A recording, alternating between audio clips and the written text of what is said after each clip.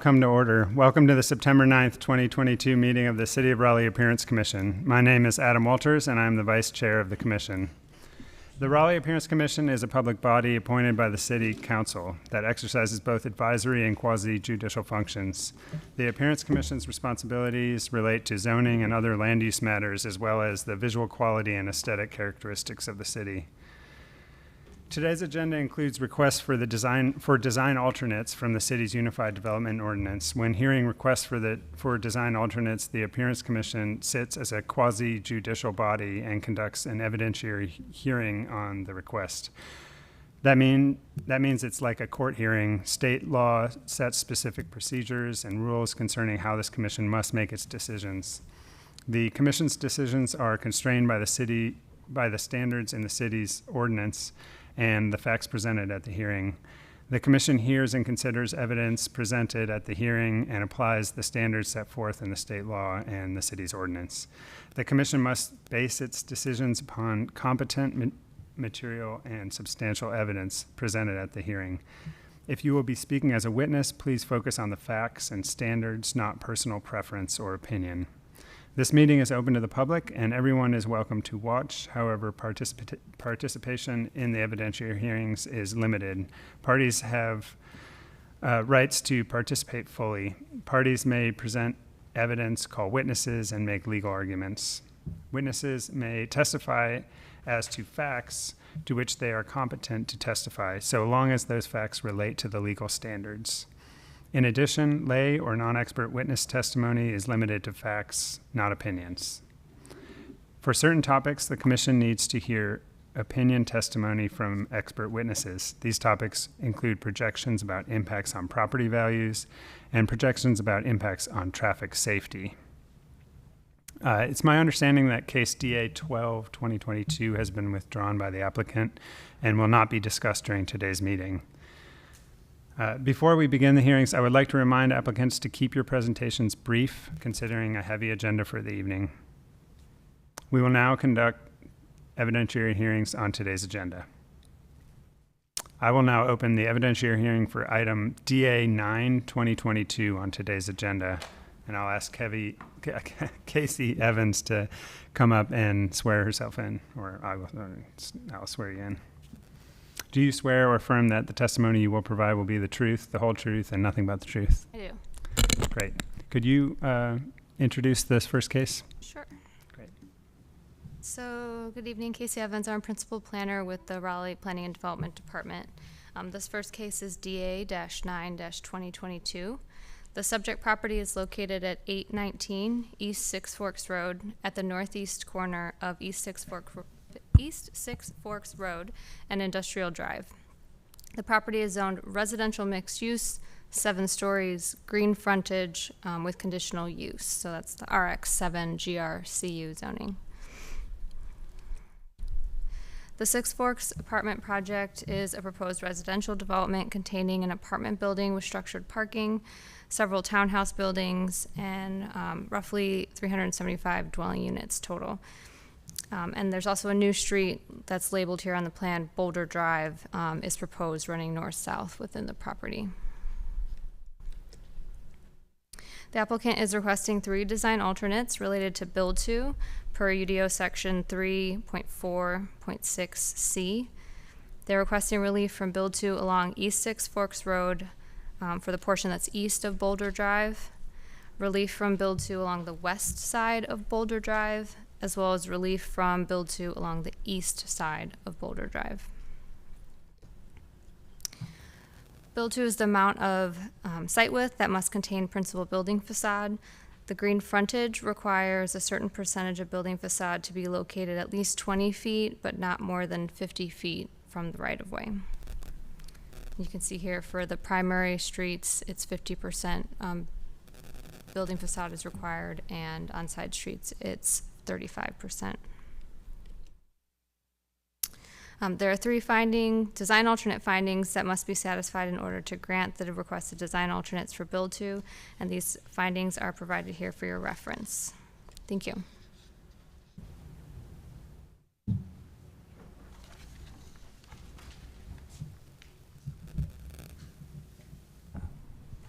Okay, the applicant will now present evidence and legal arguments in support of the request. As a reminder, any evidence and arguments must focus on the applicable standards. Hello. Hello. How are you doing? I'm good. Could you introduce yourself? I'm Tom Johnson. I'm with the law firm of Williams Mullen at 301 Fayetteville Street, Suite 1700 here in Raleigh, on behalf of the applicant. And I have with me Anna Wadsworth with Wooten, who is the design professional on this site. And obviously, Anna will need to be sworn in. Sounds good. But basically, because of the configuration of this site, we had to do these design alternates to deal with the build to, and Anna will go into that and more specifics in her presentation, which has been pulled up. So I'll have her been sworn in and then summarize at the end. Great, thank you. Good afternoon, Anna Wadsworth with the Wooten Company, 120 North Boylan Avenue, Raleigh. Okay, Anna, do you swear or affirm that the testimony you will provide will be the truth, the whole truth, and nothing but the truth? Yes. Okay, please proceed. Okay. So as Casey said, we're here for Six Forks Apartments, design alternate DA9 2022. Like I said, I'm part of the Wooten Company, civil design engineer for the project. We're representing our client, Castle Development Partners, who's the developer for this project. Odell, a Labella company, is the architect. Jessica Prim is the landscape architect, and they all had a hand in preparing the presentation that I'm about to show you. So just a little bit more in-depth detail of the existing site. Existing site is 12.63 acres. As Casey mentioned, it's rezoned to RX7 with a green frontage and conditional uses. The rezoning conditions, there were 3 of them associated with the rezoning hearing that was completed in November of 2019. It limited the number of units to 500. It required affordable housing, and it limited the number of parking to 1.5 spaces per unit. As you can see on this site, there is an existing building there. The remainder of the site is pretty much covered by vegetation. There is a rail spur easement along the north end of our property line, overhead power Duke easement, and a railroad right-of-way along the east side, and then obviously bounded by Industrial Drive and East Six Forks. So this diagram is basically just kind of giving you guys a schematic of some of the site constraints and challenges that we have been faced with this project. Just gives you a little bit of a visual here. Down the center of the property, you've got a 73-foot new Main Street right-of-way section that bisects the existing site. You can see by the orange highlighting the area of easement and railroad right-of-way that's being taken up by the site. Also, we've placed our tree conservation areas on there so you could see what would be saved and maintained. There's also right-of-way dedication along East Six Forks and Industrial Drive that we're going to be required to design. I know it's kind of hard to see on this aerial, but there are significant topography changes as well on this site. There's a good 25-foot difference going from north to south across the site. There are extreme boulders at the surface on the site as well. Every geotechnical investigation boring did show rock refusal at some point. So there are definitely some challenges that we are having to face. This is a very generic overview of what we're proposing for this project. We've got apartment buildings, about 350 units right directly in the center. We've got 4 townhome buildings, each with about 50, or totaling about 50 units so far. We are dedicating additional right-of-way along Industrial Drive to total an 84-foot right-of-way. We're going to be adding bike lanes and sidewalks per the required street sections, as well as additional right-of-way along East Six Forks, which will total 109 feet, also including bike lanes, sidewalks, utility strips, and planting areas. I will want to point out that Boulder Drive, the location of the new Main Street, That specific location along East Six Forks was determined by the distance from the intersection in terms with the TIA and DOT, as well as having the cross-access connection to the driveway to the south. So there wasn't a whole lot of leeway on where Boulder Drive could be placed on this site. Again, this is an overview of the build-to design alternate requests that we're going after.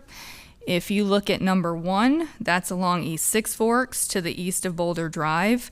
There are, again, utility, overhead, and railroad right-of-way there, so it's going to be difficult to provide a build-to frontage with a building there. Number 2, on the west side of Boulder Drive, we are also asking for a 0% build-to percentage with a combined amenity area along Boulder Drive.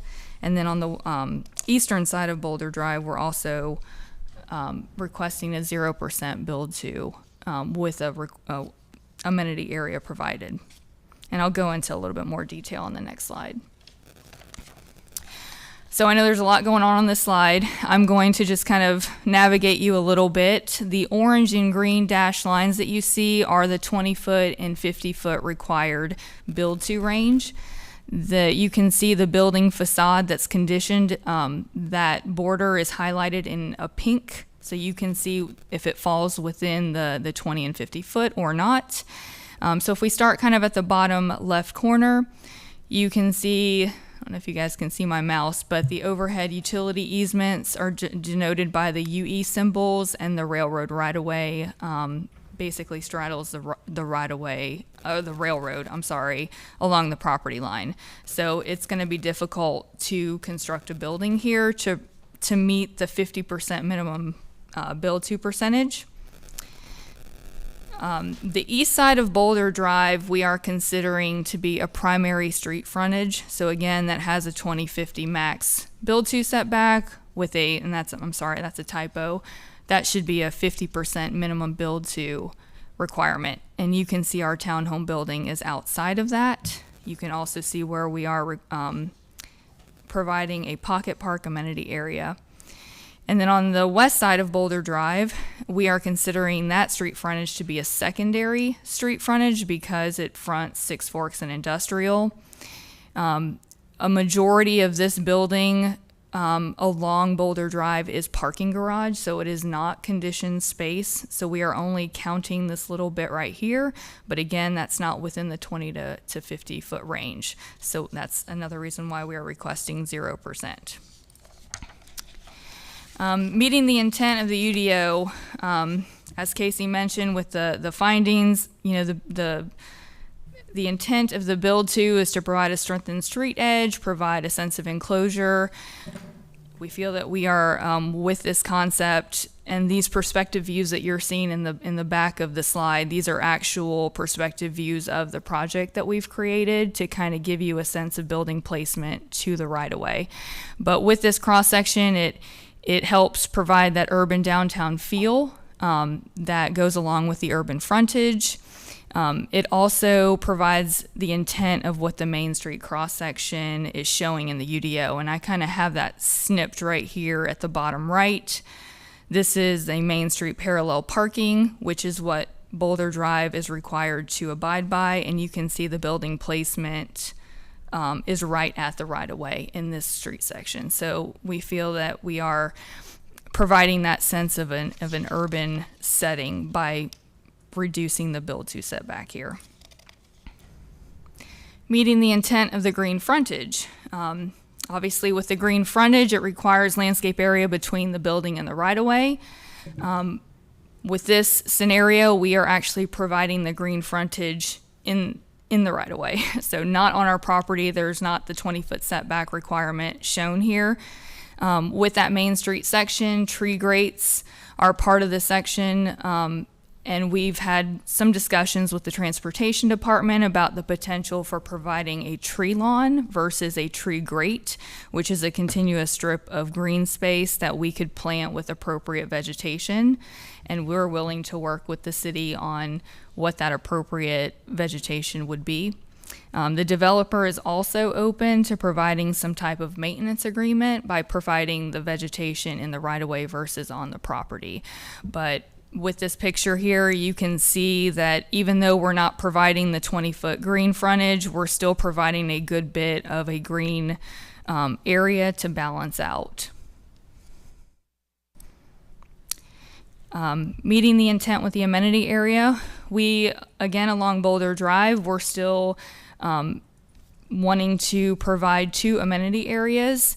This bottom left picture here shows an idea, a concept of what maybe a pocket park may be along the sidewalk.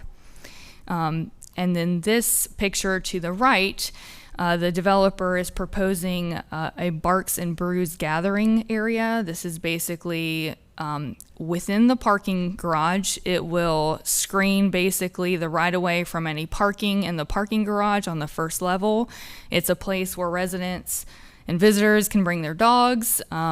Could bring your own drinks. You can basically use whatever grill or whatever is available out there. It's not going to be employed by anyone. It's just really a gathering space to provide an amenity area under the garage cover. Meeting the intent regarding not negatively altering the character of the surrounding area. Obviously, Main Street, Boulder Drive is a new street. So there's really no existing build-to patterns along that street that we will contradict by providing this type of streetscape. The other point that I wanted to make is by condensing the building placement and placing it closer to the right-of-way or at the right-of-way, we're able to get the residential development further away from railroad, overhead easements. It increases the noise and vibration buffer from the railroad, as in opposing to if we had to offset the building another 20 to 50 feet closer to the easements. Meeting the intent regarding the pedestrian access around the site. By having the buildings closer to the right-of-way, obviously it's more visible, more direct access. People aren't wondering where the entrances to the building are since it's so set back far away from the property line. Active use spaces, amenity areas that we're providing are going to be available to residents, to their visitors, to even just people, pedestrians walking the street, and it's going to give them a place to stop, socialize, and provide that green area.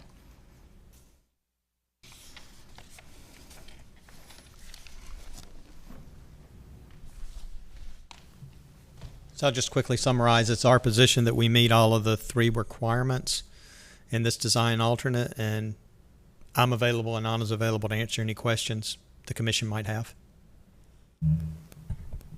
Great, thank you for that presentation.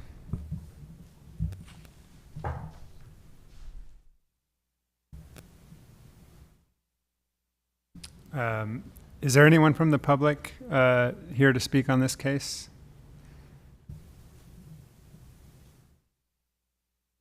Hearing none, I'd ask if the city transportation has any comments at this time.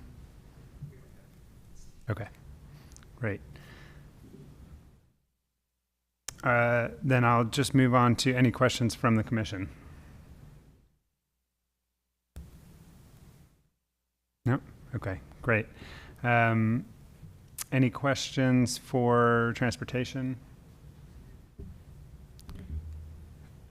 Could we have transportation come up? I have just maybe a couple questions. Thank you very much. No.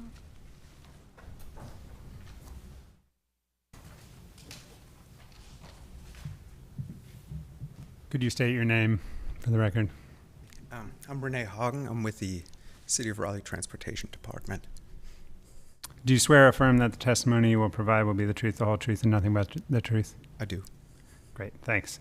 I just want to hear a little bit more about Boulder Drive and that kind of larger context and thought behind that, where it's going, why it is where it is. Yeah, Boulder Drive, that is a comp plan street that was introduced about 2020, maybe 2021 or so, and it bisects the property, and we've had multiple discussions on this and the conflicts obviously that arose from the build to requirement. We are working with Anna and her team to help set up this streetscape appropriately where they can accomplish what they are seeking out. So, and they've been working with us. Okay. And do you foresee the streetscape that they're achieving with the beginning of this road continuing on in any way? The intent is to continue it on. The property behind this subject property is not under your ownership, is that right? That's a different developer, but it would be a stub street that would continue on then. Okay, so there's a vision for a continuance of this. Okay. Do you have any concerns regarding this project as is relevant to this case? I do not know. Okay. And does this proposal create any operational or safety issues that you can speak to? No, no, it does not. Okay, great. Thank you very much. Yes, sir. Any other questions from the commission before we close for deliberation? Okay, I'm going to close the case for deliberation at this point. Any thoughts?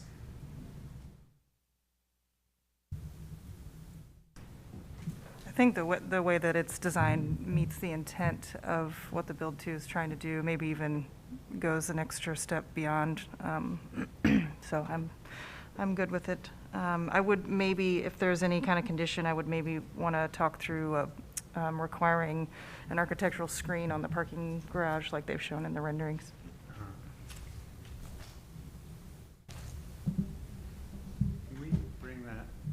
Can we bring that photo up, Casey? Just want to make sure we all know what you're talking about. It's like the diamond. Tell me when.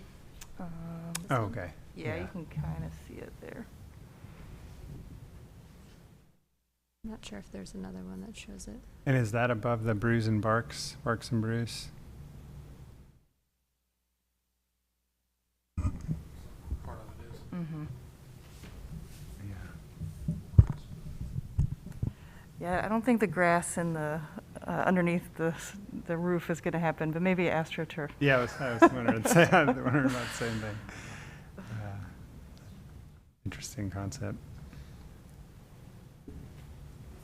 Yeah, certainly the building being so close up to the streetscape, it does make that parking deck front and center in the pedestrian view.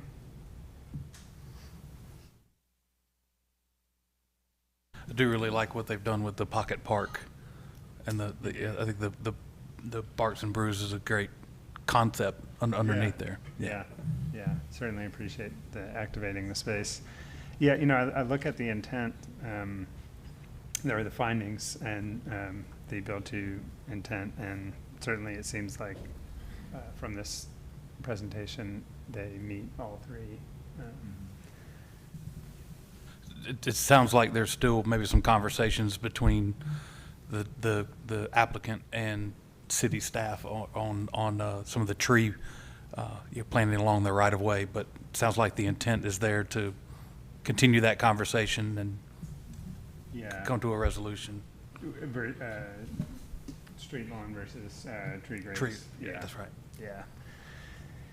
Yeah, to me that's great, but doesn't kind of sway my feelings about it.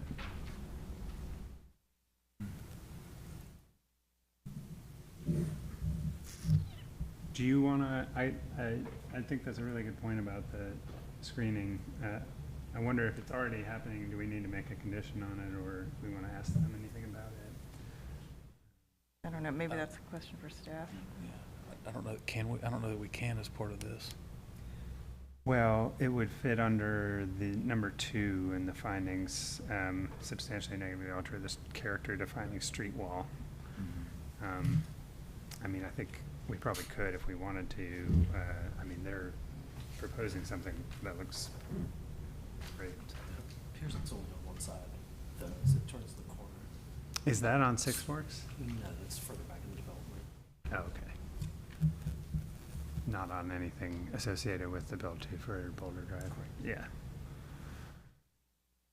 Do you need us to speak to the screening? I Yeah, that would be let me- great, I mean, actually. that's, I mean, Yeah, if you, let me- Anna can come speak to that. I don't think it's been finalized that this is it. We were just Uh-huh. providing an example of what it would be. Yeah.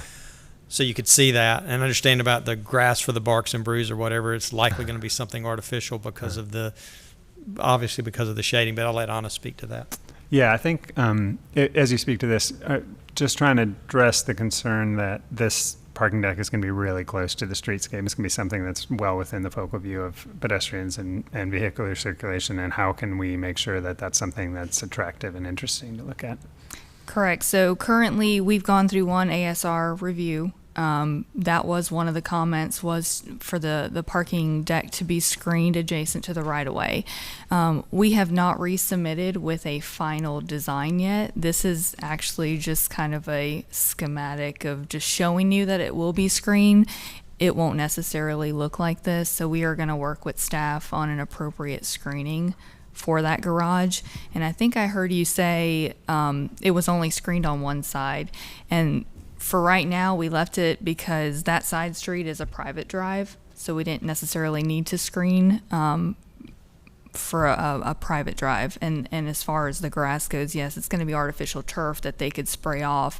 It will have drainage or catch basins or whatever to pick up whatever drainage that does go in there.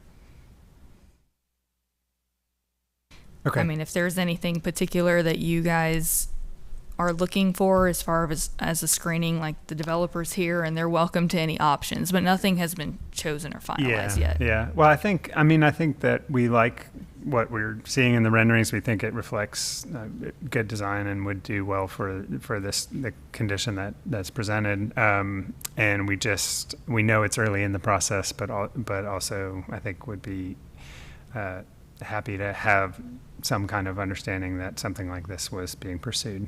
So. Yes. Yeah. Does anybody know, or I don't know, maybe a question for Casey? I think the parking deck screening text changes got through planning. I believe early August, but I don't know if they've gone further than that, and I don't know if those text changes would be applicable for you since you're already in review. Yeah, I don't think they would. Casey, could you speak to that? The text change, if and when it gets adopted by City Council, would be any projects that are applied for after that effective date would be subject to those text change regulations. Any projects that are in process already prior to the text change becoming effective, they can opt in or out of the text change regulations. Okay. Yeah. Okay, thank you. This project obviously precedes that. Yeah. So. Yeah, great, thank you. Okay, I'm going to go ahead and close this for deliberation one more time. Thank you very much. So, architects, is there any? How do you all feel about? I mean, I don't know what you would even ask at this screening. I mean, is there a material or a style that you think would be appropriate to ask for, or is this kind of cut and dry and just?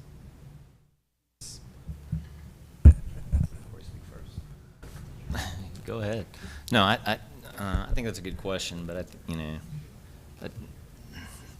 not to play designer on a project like this, so it's really hard. I think, overall, I think this it's very conceptual still in nature.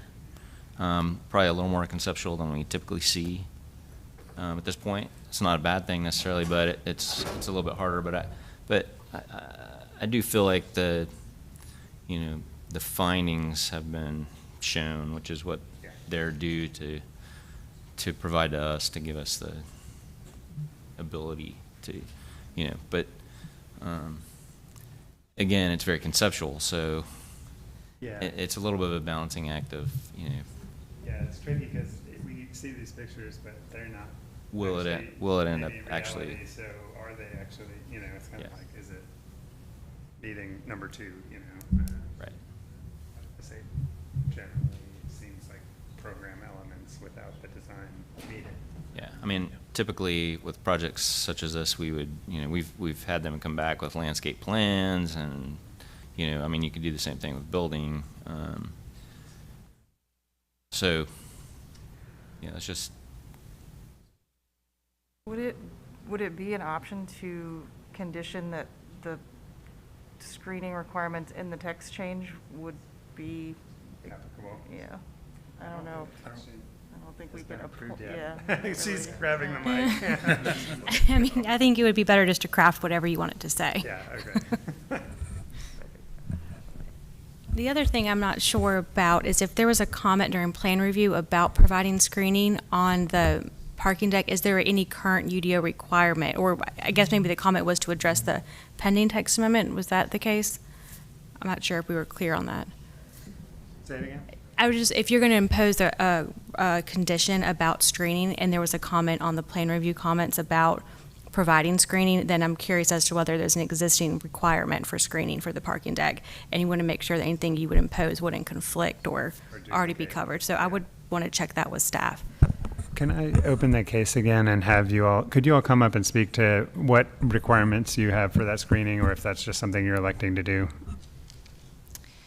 I don't know it word for word, but I do know that there was a requirement that any parking within this zoning district along the public right-of-way needed to be screened. That was a comment in our ASR, and that's why we provided that. Granted, we haven't resubmitted with a final screening, so again, like he mentioned, it's conceptual, but I can't state it word for word because I'm not sure the verbiage of the comment, but it was required. Okay, thank you. And so our point was that is we'll provide the screening. It's already in process. I think Catherine was right. I mean, it's already in process with staff comments, and we'll abide by that. Yeah. So I think that's going to address that. So Yeah. really, we're showing there's going to be screening. Yeah. What it'll ultimately look like, we don't know, but that screening is going to help the appearance of that section in terms of finding number 2 and making it harmonious. That in combination with the amenity areas make that work. Yeah. And with the Barks and Brews kind of being underneath where you're having that screening, that's kind of nice too because it breaks it up and provides some additional visual interest along the road.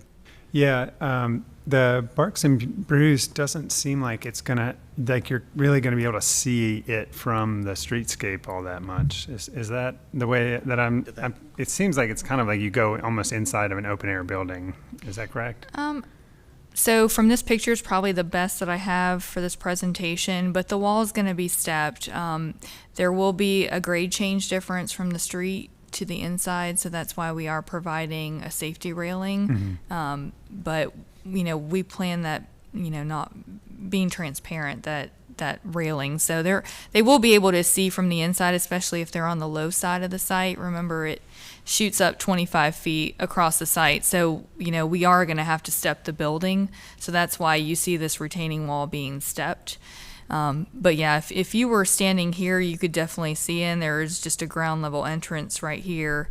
Could you show that to us on the plan, where this view is? Sure. I think it'd be helpful. So this would be the entrance right here. This is Six Forks. So this is north is to the right of your screen. It's rotated. So basically the higher end of the wall is here, and it steps down between each one of these columns as you get to the entrance. Okay, thank you. So it would be visible from the right of way. Yeah, yeah.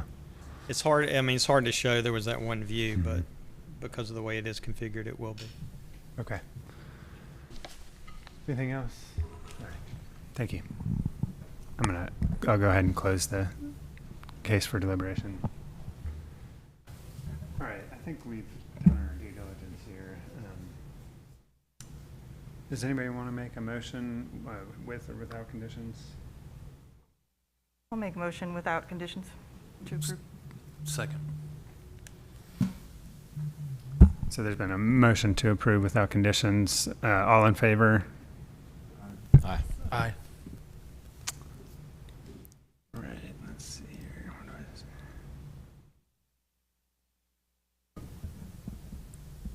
I say? Okay. The commission's written decision will be adopted when the minutes of this meeting are adopted, and the written decision will be provided to the applicant and other parties with a right to such notice following the adoption of the decision.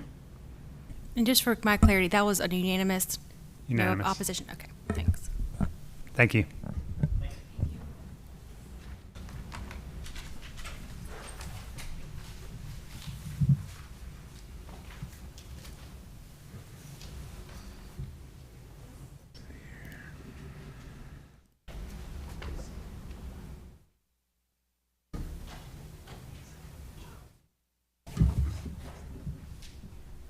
See if it actually happens.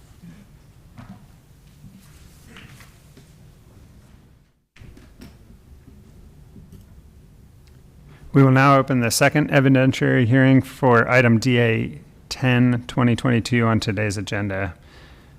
Casey Evans, will you please introduce this hearing? Hello. The subject property for this case is generally located at 1025 South Saunders Street, north of the intersection of South Saunders and South Dawson Streets. And the property is zoned Planned Development, or PD. The Park City South project is a proposed mixed-use building with structured parking containing about 386 dwelling units. And a new public street is also proposed in this project, running east to west through the site, and it's labeled here as Public Street A. The applicant is requesting design alternates related to the building massing and step back requirements in UDO section 3.3.3. They're requesting relief from the step back requirement along Public Street A as well as along Dawson Street. Buildings 13 stories. Great. Good afternoon, Michael Birch, attorney with Longleaf Law Partners, here on behalf of the applicant. Thank you. Yep, thank you. Do you have anyone who needs to be sworn in? Yes, Mr. Bill Loomis, architect with Smallwood. Please state your name, address in relation to the case. Bill Loomis, principal with SRSSA of North Carolina. The site is located at the convergence, just north of the convergence of South Saunders and Dawson Street, just east of Dorothea Dix Park. This is the first half of the second phase of development of the Park City South overall development. What we're seeking relief from is, as stated, the step back requirement. So we have a 20-story multifamily building on structured parking, below grade structured parking, running generally in the north-south direction. The Street A frontage, where we're seeking that relief from, providing that step back, and then also on Dawson Street as well. The general configuration, we have the multifamily tower and then a outdoor public terrace that will be fully landscaped with a private drive that wraps around the building to provide access. So some of the ways that we're meeting the alternates,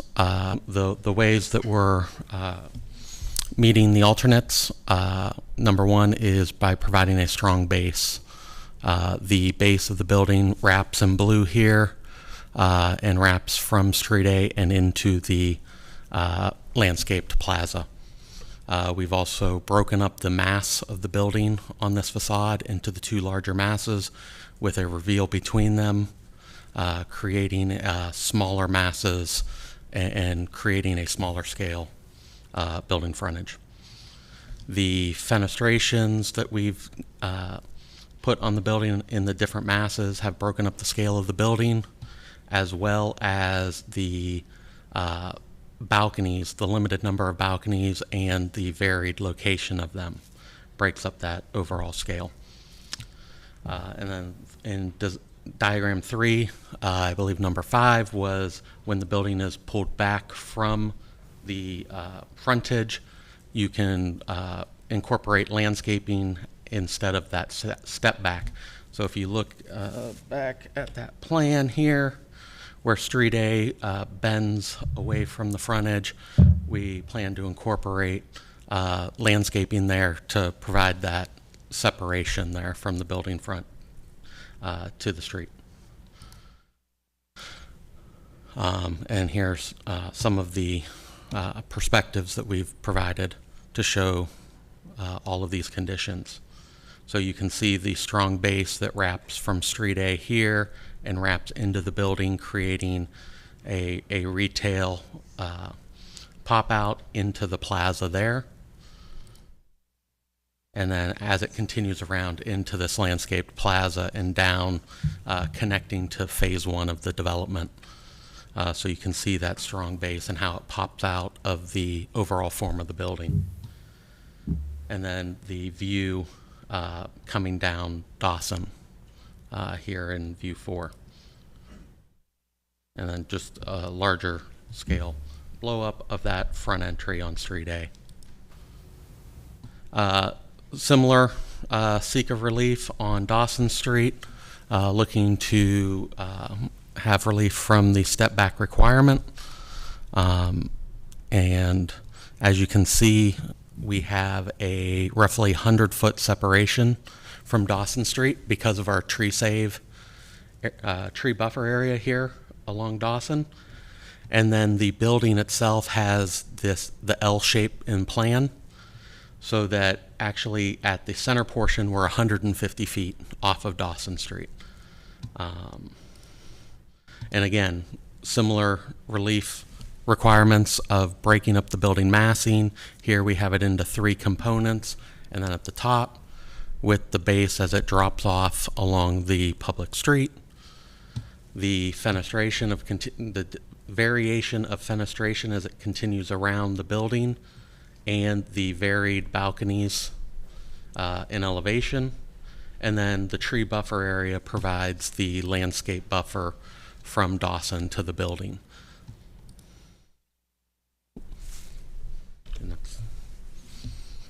Any questions? One quick question. The item in diagram 3 that you call the tree buffer area, is that tree conservation or is that, it's tree conservation? Yeah, okay. it's the tree safe area. And just to confirm, Street A is public, Yes. correct? Correct. And the other that goes sort of parallel be a with Dawson private is drive. private. Part of the PD is connecting Street A to the phase 1 drive. And so we have to have that connection around the building. Okay. Do you have ASR plans or any detailed plans with a landscape plan on it, or approved tree conservation area, or anything we can see with the tree conservation area? You got it. Let's see, I don't believe it's part of the presentation that's loaded on here. I believe the ASR package was in the backup material in the agenda backup, accessible through board docs. But as Bill mentioned, this is within a PD master plan. This tree buffer area was identified kind of at the PD rezoning stage as tree conservation area. So, and it's been designated that. We do have a pending ASR. Okay. And so it's been identified as that in our ASR. Okay. Yeah. You have an approved ASR or not? This is part of the approved ASR. That's right. Yeah, This is that's part right. of that. That's But- correct. Okay, cool. All right. So I'm going through all these documents and board docs. I don't, what is your setback on from Street A? Well, so from a code standpoint, we don't have any required setback from Street A. So you can kind of see here, I think the red outlines what we anticipate to be the parcel outline. And so part of that building here. The balconies Yeah. and the canopy that wraps around extends out 5 feet, which is the max allowable over the property line. Yeah.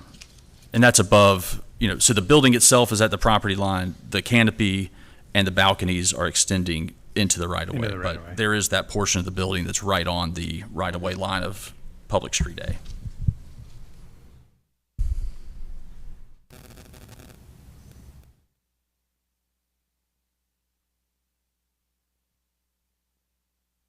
What's the depth of that sidewalk right there where it does abut the property line there? Let's see. That one is, So we'll have Tim Carter, PE, with Kimley Horn and Associates come up and address that. So that sidewalk width there is 10 feet wide. Yeah, Oh, do I need to swear? let's in? get Yeah. you sworn in. Can I swear you in? State your name and address in relation to the case. Yeah, Tim Carter, 421 Fayetteville Street, Suite 600. I'm the engineer of record. Right. Do you swear or affirm that the testimony you will provide will be the truth, the whole truth, and nothing but the truth? I do. Okay. Please proceed. Yeah, so that sidewalk width is 10 feet. We are required per the PD to have a 50% of our frontage there needs to be 16 feet wide sidewalk. So it varies in width along Public Street A, but for that portion there, it's 10 feet from the back of curb to the property line.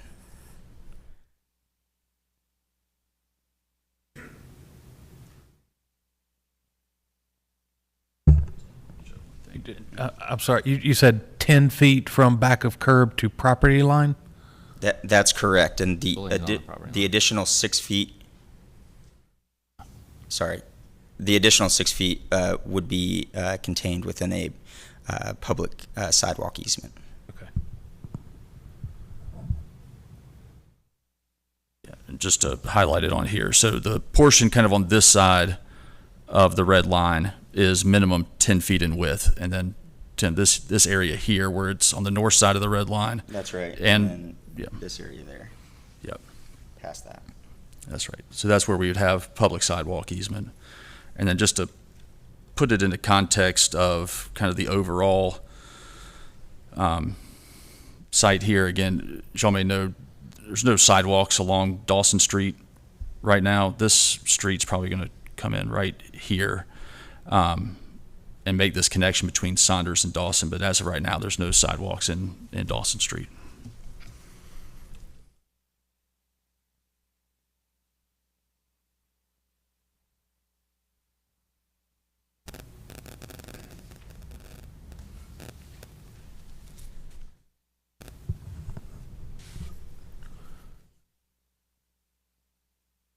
And are there any sidewalks along Street A where it comes to Dawson Street where the tree conservation is? Or any requirements for that? So the last public sidewalk is before the private drive. So I think currently we are showing on our plans sidewalk, but it just stops at the property line because, as Michael said, there's no sidewalk along Connect to. Dawson. So eventually, assuming a sidewalk gets constructed along Dawson Street, that would connect in to our sidewalk there.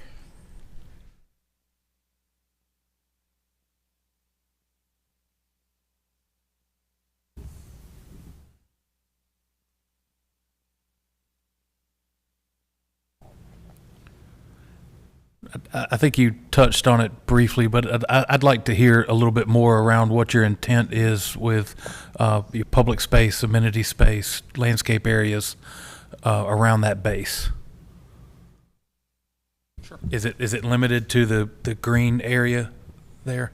so this is just the landscaping area in here where we're pushing back from the property line allowable by the relief requirements.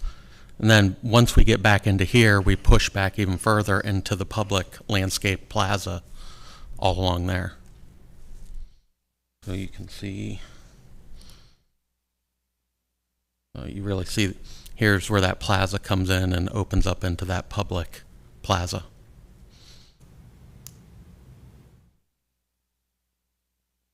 Okay, thank you.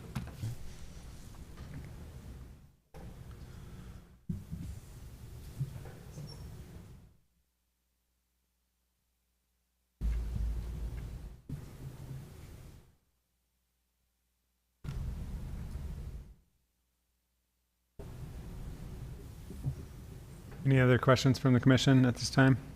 Not yet. Any comments from transportation? No, Are you? Yeah, nice.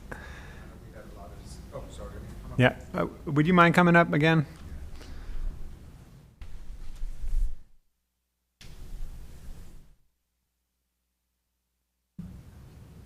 Yeah, we had a lot of conversations about the Street A frontage there. Yeah.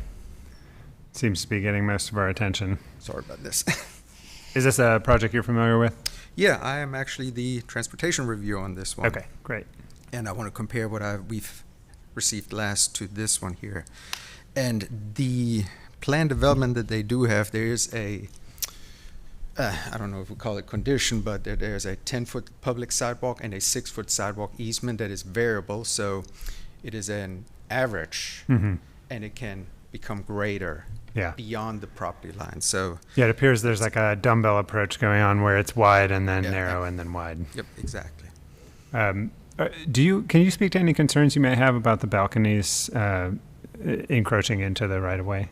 Any balconies that are encroaching into the right of way, they're going to require an encroachment agreement. Okay. So, and help me, was there an encroachment regarding those balconies, or? They encroach 5 feet. Yeah, we shown Correct. Yeah. Yep. Yeah, all that will go to council. Correct. Yep. Yeah, so I think at this point, what we would want to address is the safety considerations around having balconies encroaching into the only pedestrian passage point along Street A.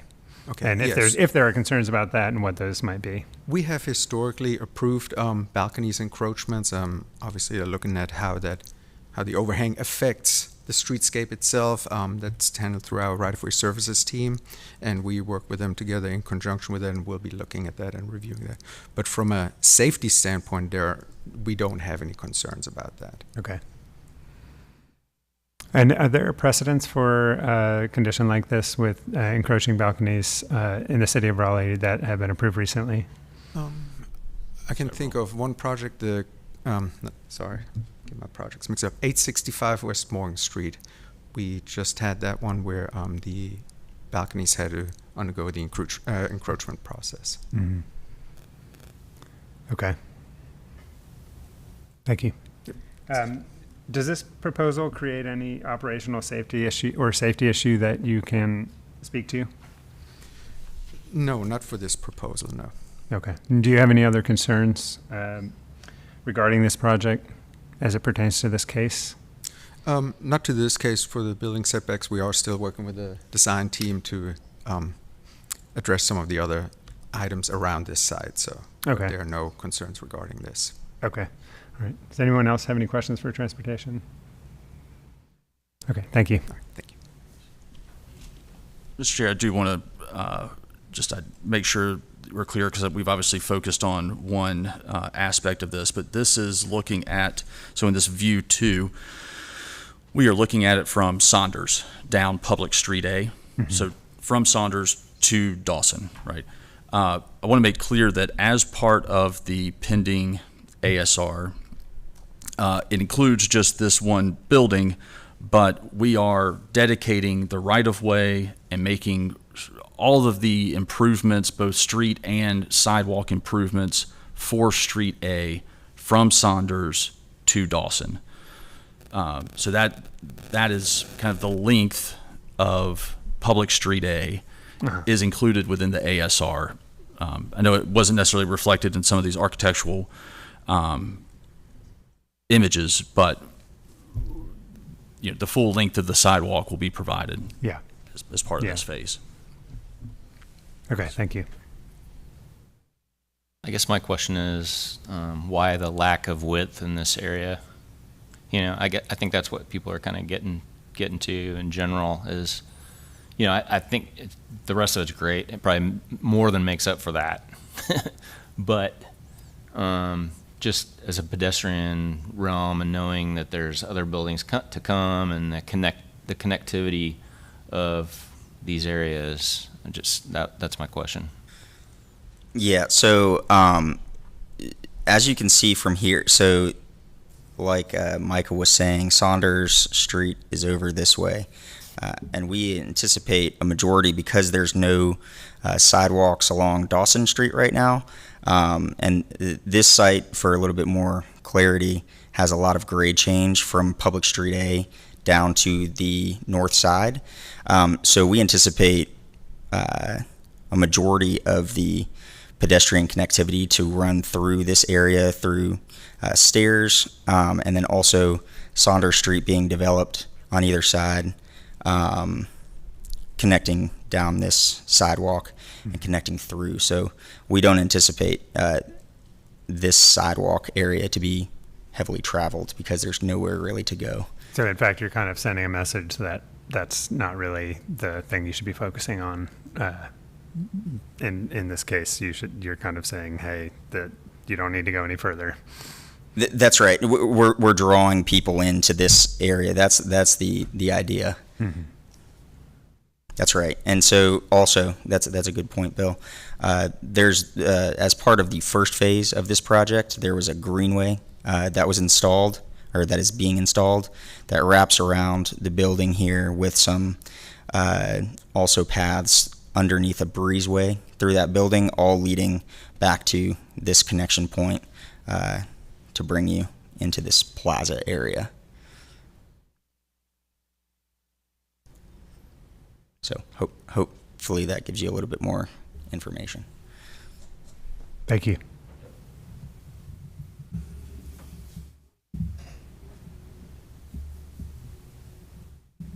Any other comments at this time? Okay, I'm going to go ahead and close the hearing for deliberation. Thank you, guys. There's nobody else here to speak. Oh, yeah. Is there anyone from the public that would like to speak? Thanks for the reminder. Don't think so. Thank you.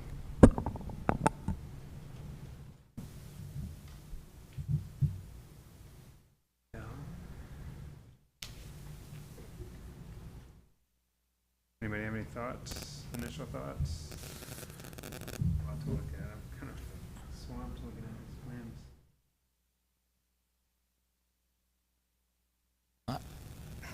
I think like I said, the tree conservation, the area, this plaza, I think it more than makes up for. I mean, typically, the requirement is that you're stepping back 15 feet or more to gain a larger sidewalk.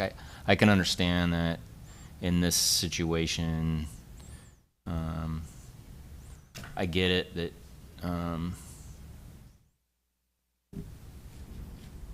the other areas kind of make up for that, and that you don't really want to focus on this area. You want kind of it to open up. Yeah. To the grander areas. So I kind of get that. And I think with the location, I think it it helps to understand that all the circulation is happening on the left side of this plan, and they don't. I mean, it's almost. I kind of appreciate that it narrows down because you're telling pedestrians, hey, there's nothing else to go to back here, and if it was bigger, people may be confused and then just end up going to the back and then turning around and walking back. That makes sense. Yeah, I'm not, to your point, I'm not concerned about what's happening along Dawson Street at all. I think my only, I guess the question I would ask for maybe for yourself and Kyle, just from an architectural standpoint, the step back is zero along that Street A. Do you guys feel like, from an architectural standpoint, some of the breakup of that building massing and the fenestration that they're doing is sufficient there? I think within the plan development it is. If you look at the overall plan development, I think if we're looking at this building alone, I'd probably say maybe not. Yeah. But I think with the development as a whole, I'd say personally, I think it probably does. It meets the intent, but. Okay. I'd agree with Corey. I think a lot of the architectural moves do attempt to scale down the overall massiveness of this. The reveals, as long as and the base all work in conjunction to kind of make this appropriate given the context of the development. And I think to the question earlier with the canopies, I mean, I've personally done it on projects as well. Have some under construction now where we've done the same thing, and appreciate that because it does help break the scale down as well, pedestrian wise. Instead of giving you such a big vertical element, it kind of gives you a little bit more warmth and comfort having that there. So I think that's a good move as well.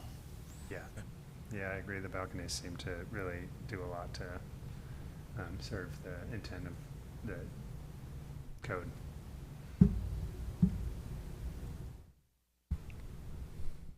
I think I'll just say too that I think having the parking underground makes it easier to have a more attractive ground plane and base, because you're not trying to screen a deck. That's right. Big thank you. Yes. Yes. Yeah, that's great.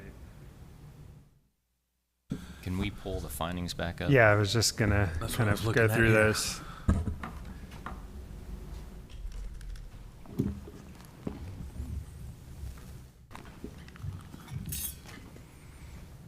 So the architectural base distinguishable from the building above, I think with the canopy that they have and the kind of cut-in lower floor, that certainly meets that. Yeah, as well as the fenestration and rhythm that they did with the balconies.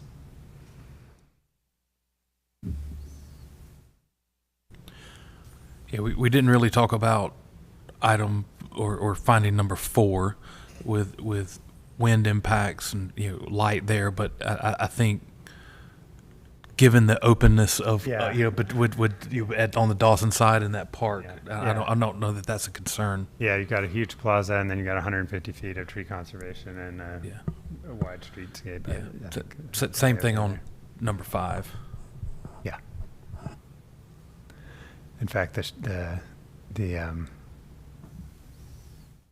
would be morning sun shade in that plaza will be really nice.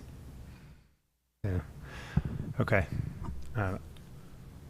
I feel comfortable moving forward with this and would make a motion to approve as presented. I'll second that. All in favor? Aye. The commission's written decision will be adopted when the minutes of this meeting are adopted, and the written decision will be provided to the applicant and other parties with a right to such notice following adoption of the decision. Thank you all.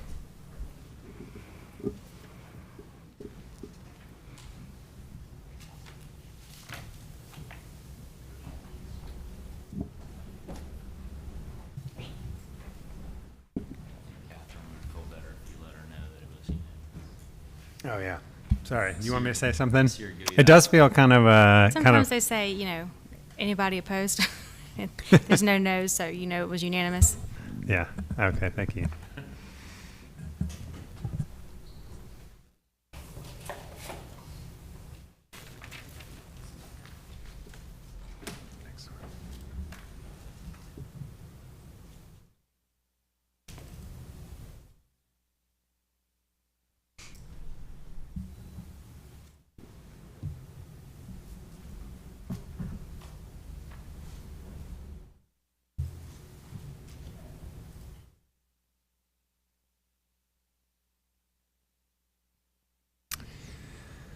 Okay, we will now open the third evidentiary hearing for item DA 11, 2022 on today's agenda. Casey, will you introduce this hearing?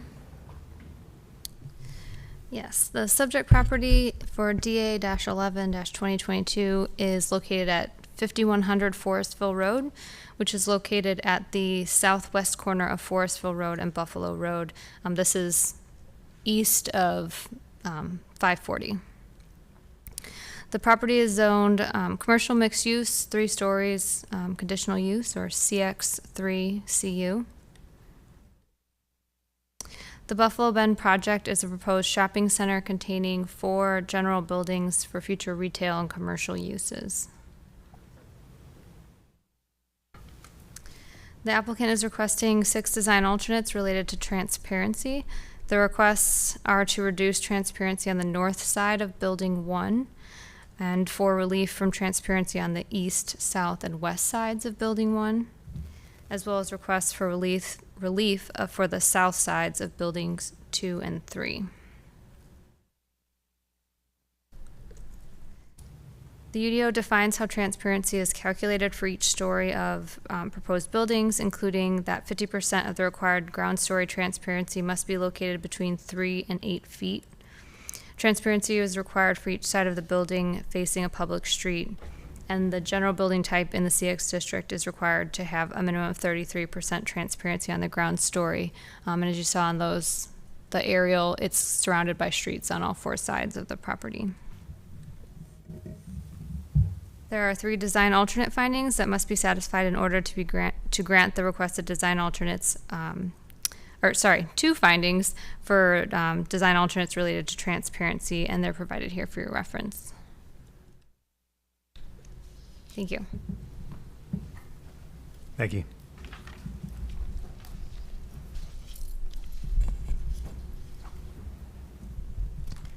The applicant will now present evidence and legal arguments in support of the request. As a reminder, any evidence and argument must focus on the applicable standards.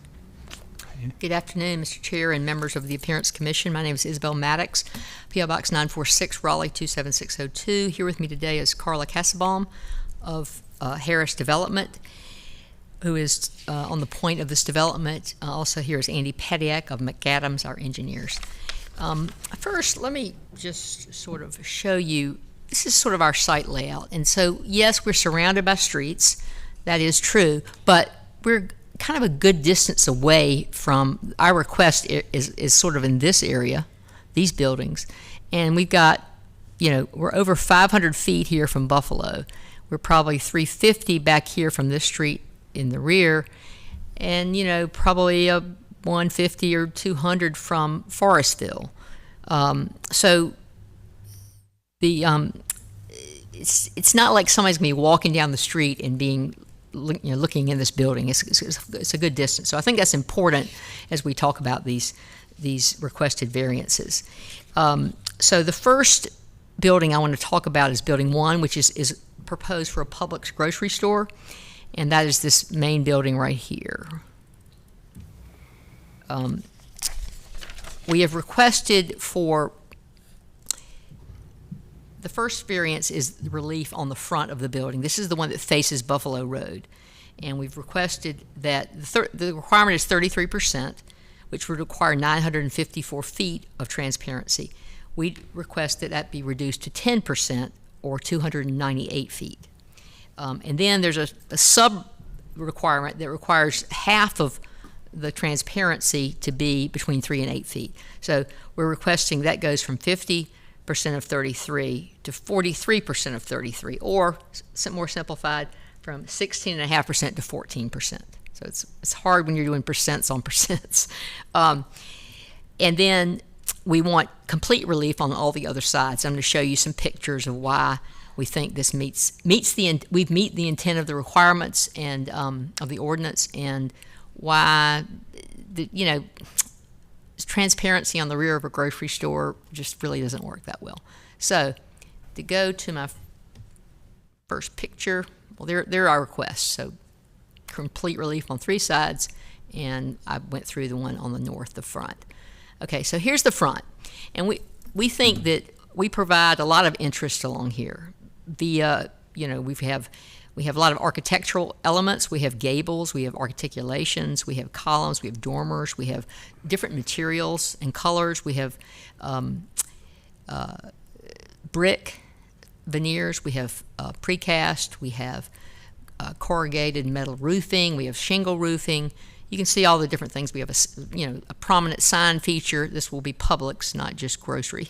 And so we think the mix of materials and architectural elements provide the pedestrian interest. It's really going to be, if you go back to the site plan, people aren't going to really be walking down Buffalo and be so much drawn in. They're probably going to be coming in, and they might be up here if there's a little out parcel, which might be a coffee or a restaurant here, and there's going to be a walkway that brings them right down to the Publix building.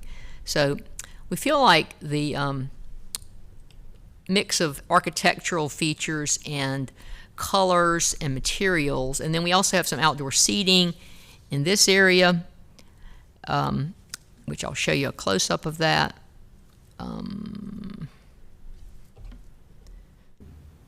Which will, allow somebody to go into the Publix, the deli, or something, get a sandwich, come out for lunch.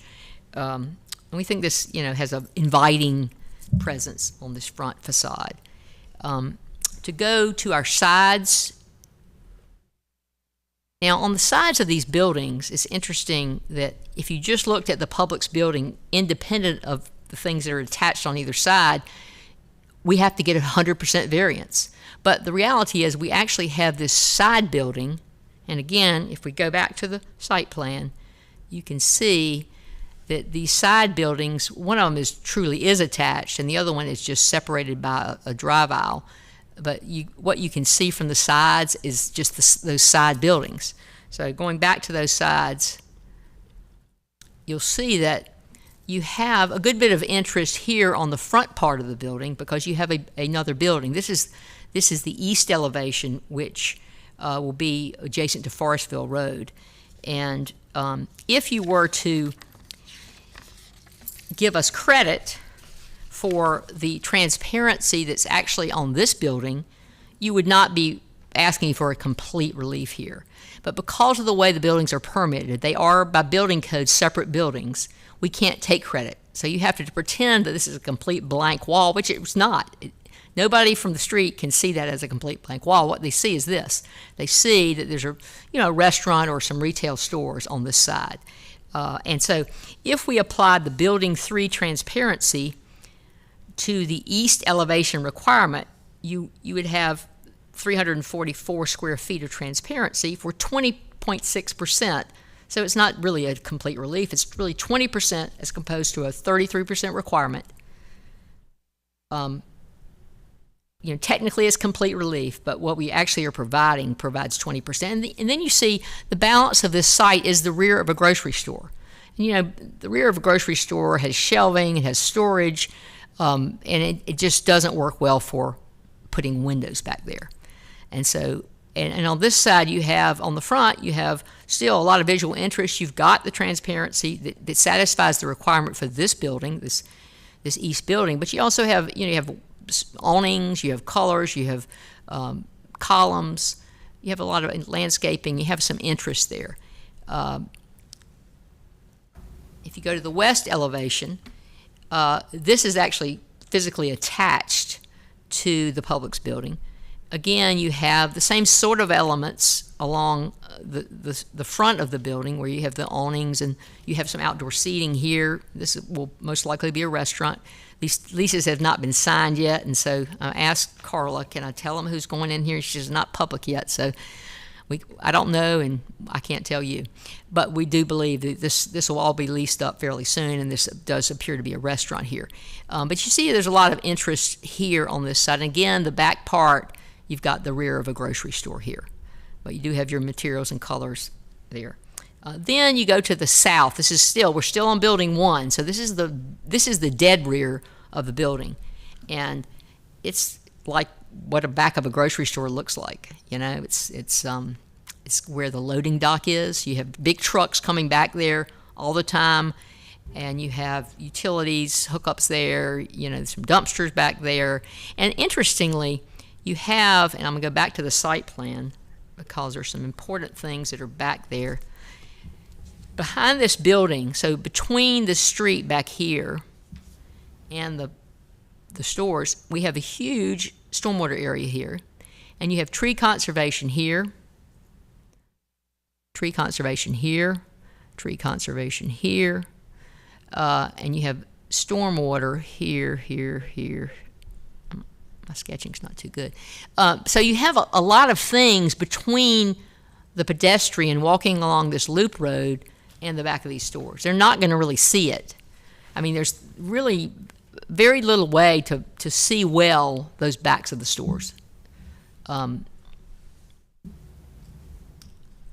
So that sort of goes through my whole presentation on building 1. So that's the south. And so now I'm going to go to building 2, which is on the west side of the Publix. And this building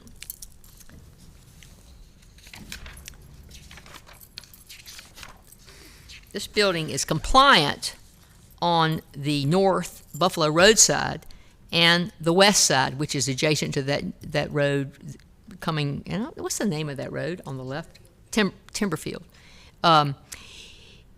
It's compliant on those sides. It's the only place, it's not facing a right of way on the east side because that's where it joins to the Publix building. So the only place we really need a variance here is the south side. You can see it's compliant in these two elevations, and then when you go to the rear, again, you've got the back side, which is back of house, deliveries, whether there's retail stores. There will be several inline stores here, probably with a restaurant on the very end. So you'll see deliveries, etc., and you won't see a lot of transparency. But again, you're really looking at tree conservation if you're walking on the street. You're seeing heavy tree conservation here. Then when we go to Building 3, that's on the east side. That front's on Forestville. Its front actually goes out to Buffalo, but it has frontage on Forestville. And again, when you look at the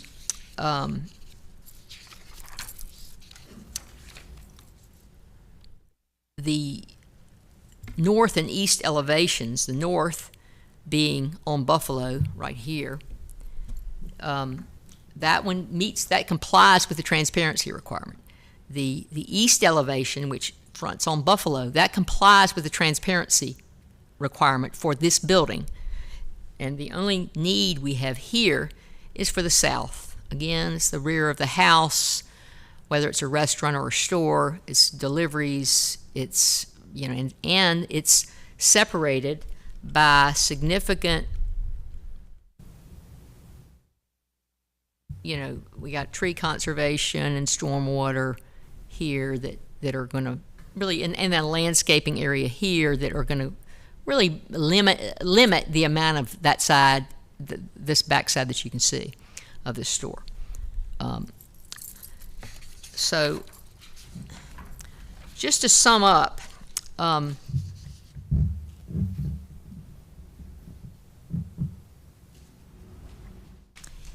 intent here is to provide visual interest for pedestrian and occupants. And the required findings are that it's consistent with the intent and that we've utilized architectural, artistic, and landscaping treatments. We propose all of those things. Here we have multiple buildings per the building code and per the way this particular ordinance is enforced, but it really functions as one retail center. We have many different architectural elements on the street facing side, the main street facing side, which is for Buffalo, which we got lots of articulation, columns, material changes, multiple colors, dormers, gables. We got a lot of landscaping. We have outdoor seating in at least 2 places, maybe 3. We're providing similar elements on the east and west sides of buildings 2 and 3. The main relief we're actually requesting is for the shopping center, the rear of the grocery store where storage, deliveries, and dumpsters those types of activities occur. And if you give credit for the transparency that actually does exist on these side buildings, our request is on building 1 is not really complete. It's really a less. It's still we still are less than is required, but we're compliant as to the individual building, but for the side as a whole, we do need a little bit of relief there.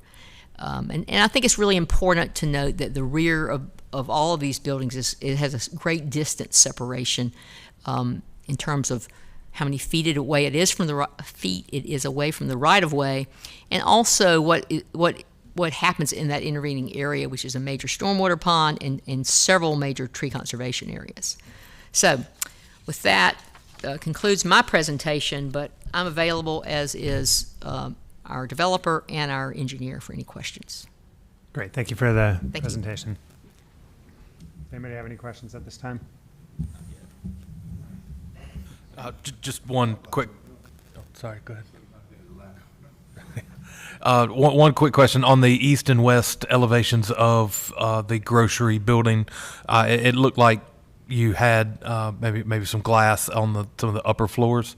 Is that what was reflected in those elevations? No, it's not glass. There are some precast panels. I think that's what you're seeing.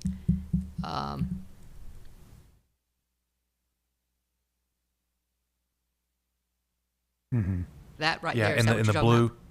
That The up here. yes, ma'am. Yeah, that's not. Those are precast. It's different color. Okay.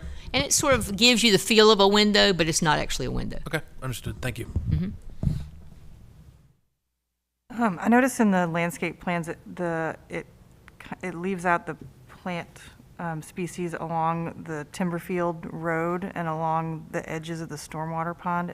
Am I missing those somewhere? I'm not sure I was clear on your question. Can you? Like on sheet 5.03, which is the landscape plan for that southern area, it doesn't have the species called out for the streetscape. They're grayed back. I'm going to have to yield to either our engineer or developer to be more specific about landscaping because I can't answer that. Andy, can you introduce yourself and I'll swear you in? I sure can. Andy Padiak with McAdams. Address is 1 Glenwood Avenue here in Raleigh. Great. Do you swear or affirm that the testimony you will provide will be the truth, the whole truth, and nothing but the truth? I do. Thank you. You can proceed.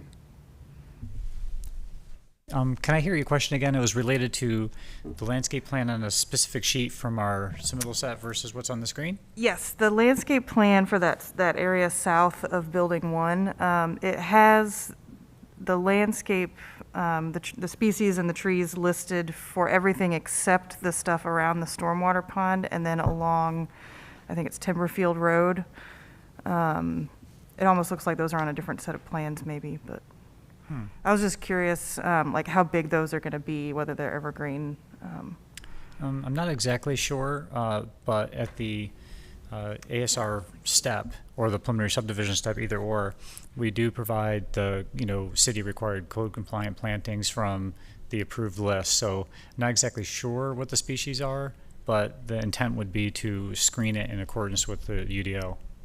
Okay, thank you. So just to follow up on what I think the intent of her question is I think we're trying to understand if you're driving along that road and what is the prospect or the perspective you're getting of that big back of house? And is that a wide open, clear view in terms of elevation and topography with the stormwater pond being so far below the road? Can you help us understand maybe the section there or what that is going to look like and how the landscaping serves to screen it if it does? Yes. So building 1 would be sitting higher than the road. And then, of course, the pond you see immediately over the pond. You won't see the pond really because it's really down quite low into a hole. So what a lot of the first story view of the building, like the first 12 to 15 feet, will be obstructed by the fact that your position of where your eyesight is compared to the back of the building, you're so much lower, and also with the plantings that are specifically, really it's on both sides, will be, the understory screening that's on the road side of the pond and on the building side of the pond. By the time that grows up to be, and again, it varies depending on what the actual selection of the plant material is, but surely it'll block where the trucks sit, that part of it, and you'll see the upper part of the building. Yeah, I'm just looking at I think, what is the grading plan? I can barely see it. The trees look like they're down by the stormwater pond, and then there's a wall. Is that right? And then there's the road behind the Publix. So let's see if we have a better plan. Do you have that up on your screen by chance? Is it? Can I clarify the UDO requirement for the stormwater screening, if that's helpful? The UDO requires that at least 75% of the perimeter of the stormwater area be screened with evergreen species with Yeah. a mature height of at least 6 feet. So that might help answer a little bit of your questions that you have. Thanks. So, yeah.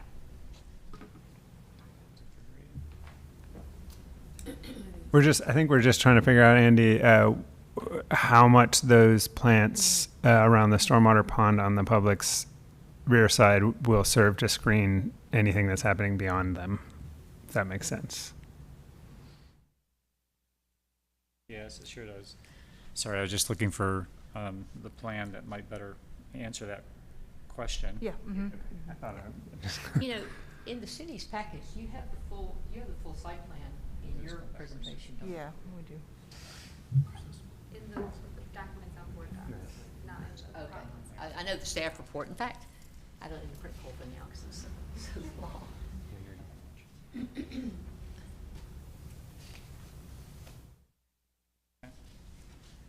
So,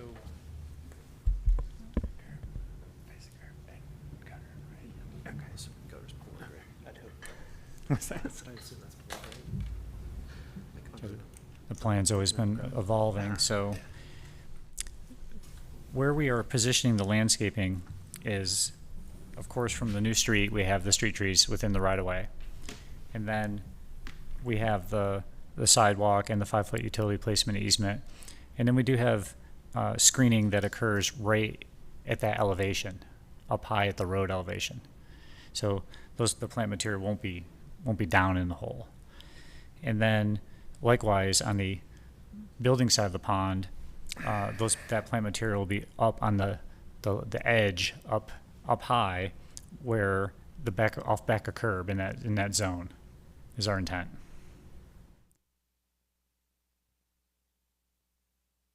So the back of curb and the topographical height where the SCM plants are being planted is relatively similar.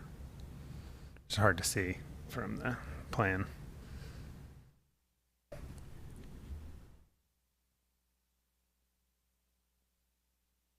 And then, in addition, of course, the stormwater device will have its own required plantings for the different water depths.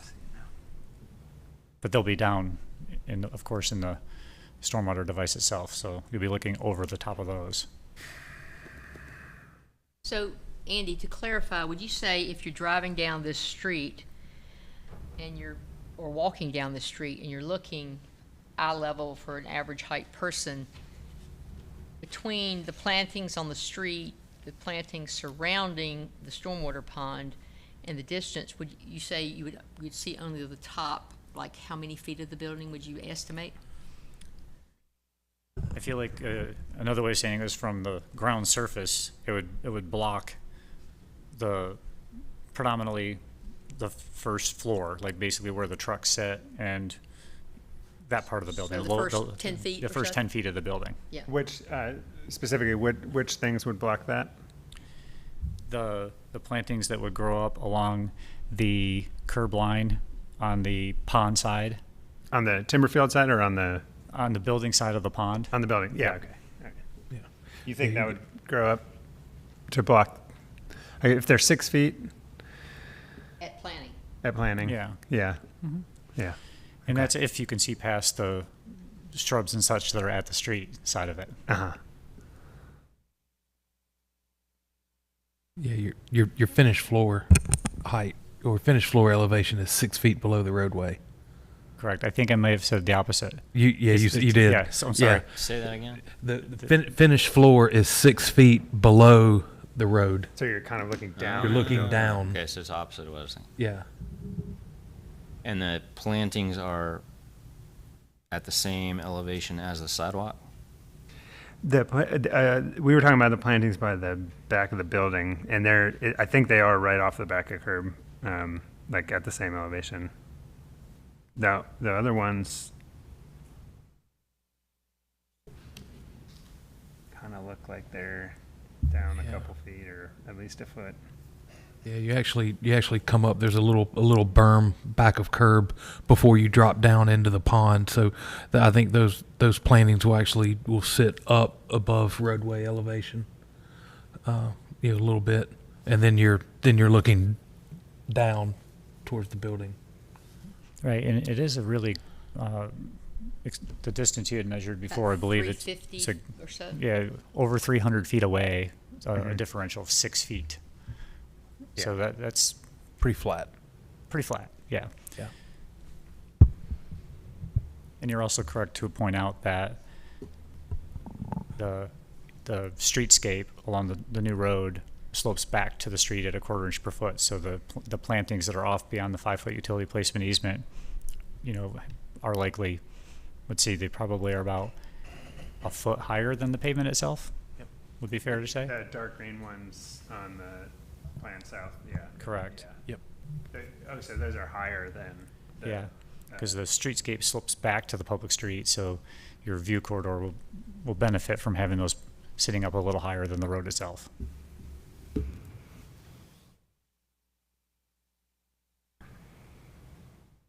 And just as a point of reference, as you get closer to Forestville, the grade increases as you get closer to that tree conservation area, which I think probably further screens the view to the back of Building 1. That is correct.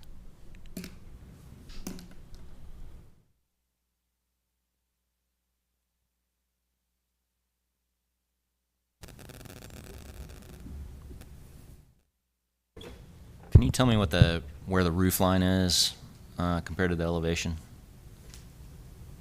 Flip around. It looks like a big 2-story space, but is the roof a 1-story space and it's just a huge parapet above, or is that? You want to talk?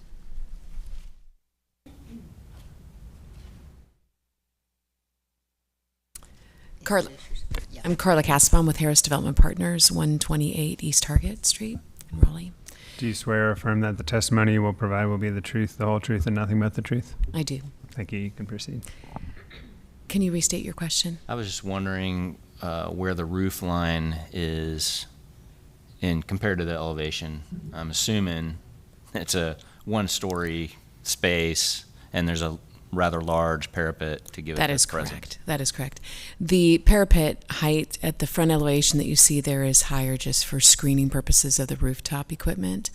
And so I don't know if on this elevation it shows where exactly the roof line is, but it's very close to that white trim line. Okay.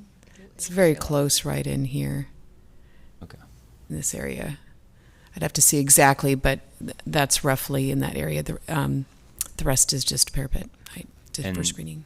I assume it slopes. It's a sloping roof structure that goes to the back. Correct. So it's going to be lower in the back elevation. That is correct. And do you go back to the other rear? Yeah. Rear elevation should conductor heads on the gutters. All the way back. Does it have some scuppers and stuff on there? Some big downspouts. Well, where's myself?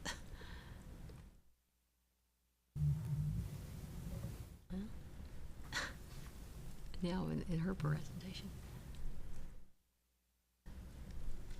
Yes. Okay. Yeah, so I can see the scuppers there. There you go. So yes, it slopes down, but you can't see, of course, any of the rooftop equipment there. It's completely screened.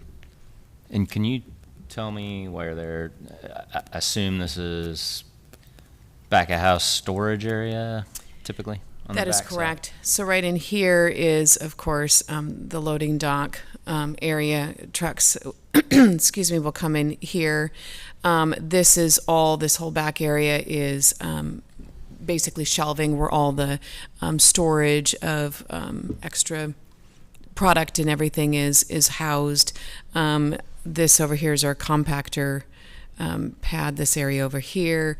So any of this, there's no means available to be able to have windows back there, just given the fact of I know it has to be visible to see through, and you would see shelving units. And what we've done in some, and what I'm getting at, what I'm leading to is, even though it's not a code related thing, we are tasked with building elements or treatments that help distinguish that building and make it, I don't know what the proper word is. We can look at the second finding, but you know, if there was a transom window that allowed some natural light, because it does talk about the pedestrian, not just the pedestrians, but the users itself of the building. So if there's staff that are working in that back area and there's some high transom glass, maybe at the bottom, at the top of that kind of lower brick that allowed some natural light in that space, even though it's not within the 12 feet as required by code, that is an element that would help the pedestrians or the people working within the facility. And I just didn't know if that was something you all would be amenable to. I think that would be a challenge. Part of it is some of the areas, there's all the mechanical equipment, and it's obviously attached up against, the walls, and it goes up fairly high. And so that would prevent in some areas, like a whole section over there by the compactor area would conflict in that regards. Trying to remember how tall the shelving units are, but then there's refrigeration and freezer equipment that you'd also be seeing that is on the other side of. Sure. Yeah. I mean, this looks pretty tall to me. Mm-hmm. It looks like it would typically be higher than what I'm asking. It'd be just below the bottom of the structure. Yeah, it'd be above all. It'd allow light deep into the space. It's just a thought. Are you saying the areas in the very back of the building are not going to be areas where the workers are even going to be really in? They're going to be. The workers are. Yeah. Yeah. There's walkways. Yeah, back but there. But it's mostly storage and. Correct. Mechanical areas. Yes. Walkways back behind, the deli and meat departments and that walkways to the freezers and refrigeration.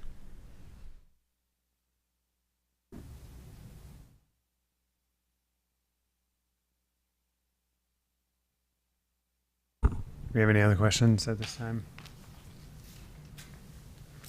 Okay, thank you. Is there anyone from the public that would like to speak on behalf of this case? Or not on behalf of the case?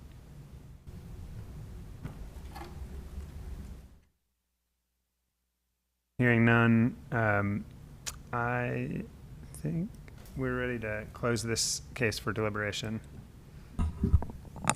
Does she have any final thoughts? Do you have any closing statements or final thoughts that you'd like to make? No, I think we. Okay, thank you. Before The you commission will now close close it, the hearing and bring the matter to the table. before you close it, can I ask? Sure. Is there a floor plan or anything that's available to see? Yeah. Do you all have a floor plan in your submittal? Correct. Yeah, I mean, so we're seeing this because there's a lack of windows, right? And so it'd be helpful to see a plan that kind of shows what the spaces are. You discussed a deli on the front side. I envision a deli. It'd be nice to sit inside and look outside, but I don't see any windows in that area. So it'd just be helpful to be able to see what these areas are and how they might be affected. I don't think there's the floor plan in the presentation slides, but I believe it is part of the application packet that's in board docs.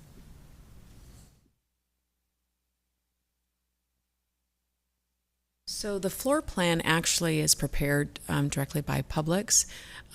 They do their interior floor plan, and that I don't have that prepared yet. So there's some maybe some other Publix stores, maybe a similar prototype, but I don't have it for this particular location yet. I think my comment on the deli was that, there'll be some kind of a deli counter somewhere in the store, but they don't necessarily have a seated area inside. You can usually go outside and sit at a table. I was thinking for outdoors. Yeah, the image showed a bunch of people outside in that one area. I assume that's where the deli kind of was, or is a gathering place of some kind. Well, the Right. seating area for the Publix is on the front of the building, Yes. and, yeah,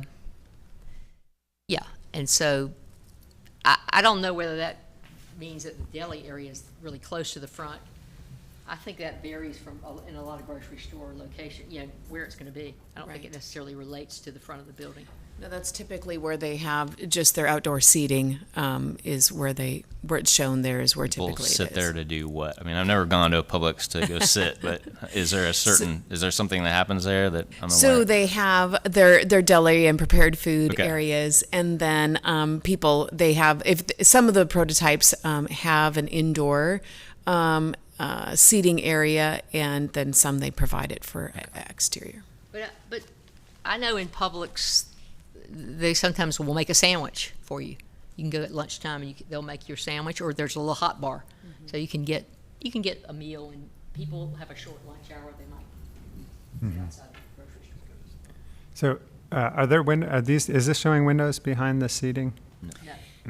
It is not. It's just a change of materials to kind of, again, give that look of potential, articulation difference, like a window would do, but it is not actually a window, just panels.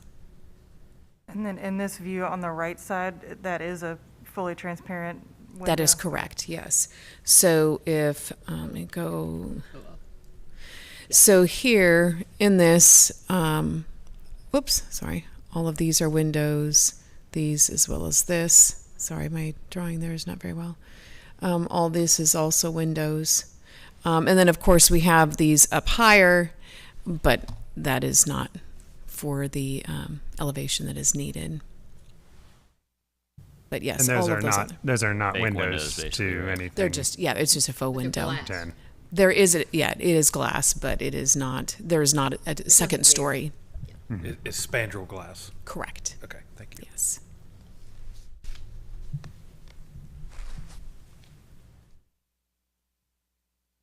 I apologize if you already said this, but in the area that we were looking at before, behind where people are sitting, that's concrete?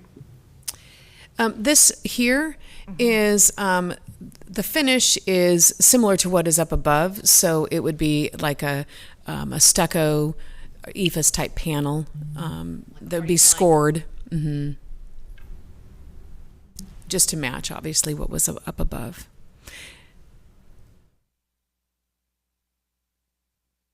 And if something of that nature was of to help create additional interest, even over on these other sides over here, or, if that would be of help to alleviate that, we could certainly take a look at that, because obviously we have it up above, and we brought it down to bring it more interest to the outdoor seating area, but we certainly could take a look at that on the western side of it as well, if that would be a consideration.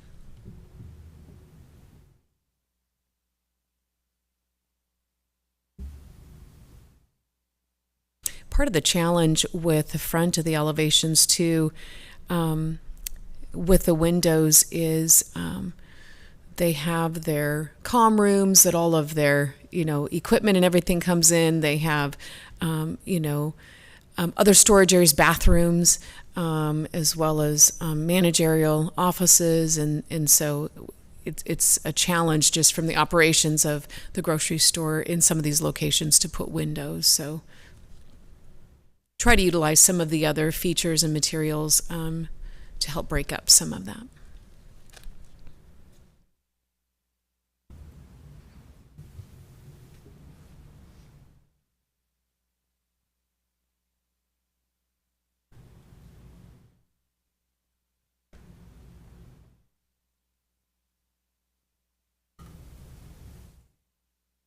Any other comments, questions? We can open it up again if we have more during deliberation. I'd like to, at some point, go back to the findings, and then Yeah. I may have a question for staff based on what Yeah. that says. Okay. Thank you. All right, well, let's close this case for deliberation at this point, and then we can open it back up again if we need to. So, Corey, do you have anything you want to talk about at this point? Yeah, I mean. Well, I think we all have I some appreciate I appreciate it. I appreciate what they're trying to do, and I think I struggle without seeing a plan. I'm a problem solver, and so I typically want to see a plan. And in the past, when we've seen plans and there aren't things that work out, what I was trying to lead to, which is getting a little bit of kickback on, was natural daylighting goes a long ways to the benefit of people who work there. And sometimes I feel, and we've felt as a commission in the past, that kind of helps the case. We've done that with the ABC store. I think it was one of the first ones we did. Several, whereas they didn't want a lot of glass down below because, break-ins and other things. But natural daylighting, ended up being a very nice space. And so I look at, we were talking about on the backsides, which, it is a long ways away. And, we are talking about the pedestrian, which is a person walking, and what they're going to see. And I appreciate the lower level, but, the articulation or the lack of articulation on some of these side and rear facility leads me to want to do something a little bit more. It's not just throw more stuff at it. It's not necessarily my design style with lots of different gables and dormers and things like that. It's not my it's fine. It's their thing.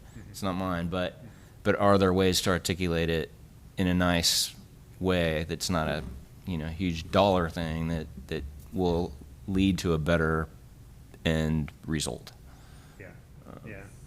Yeah, I certainly agree, especially on the back of the building. I know that there's nothing on the other side of that Timberland Drive, but I could imagine as this area develops, there being residential properties, lots of people being back there walking their dogs, riding bikes, and I'm just not convinced in the plans that I see that you're not going to have a really clear view over that SCM of a giant back of a building that didn't try at all to. Right. He didn't like, sorry. Oh, that case is closed for deliberation. Oh, that's what she was just saying. Oh, I'm sorry. Yeah, sorry, my fault.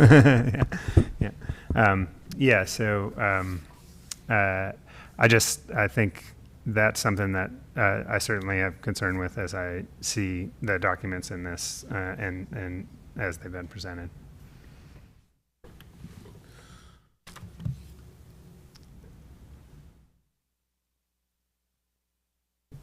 I think for me, the holdup is probably more around not understanding exactly what's happening inside that space and the rationale behind it. I get it. I mean, I've been in a grocery store. At the same time, I think back to your point of how we've handled cases like this in the past. There was the drive-through only Chick-fil-A. So they came with, here's what our floor plan is, and here's why we can't meet this because we've got this fryer and this hood and things like that. So that transparency really just doesn't make sense along this facade. And I think having that information in order to be able to say, okay, the applicant has done their due diligence in that layout and those options. Here's why it makes. Here's why the request is there. Not you have a little bit more evidence. This is evidentiary hearing, right? A little bit more evidence around why they couldn't meet the intent and what their attempts have been to try to meet it.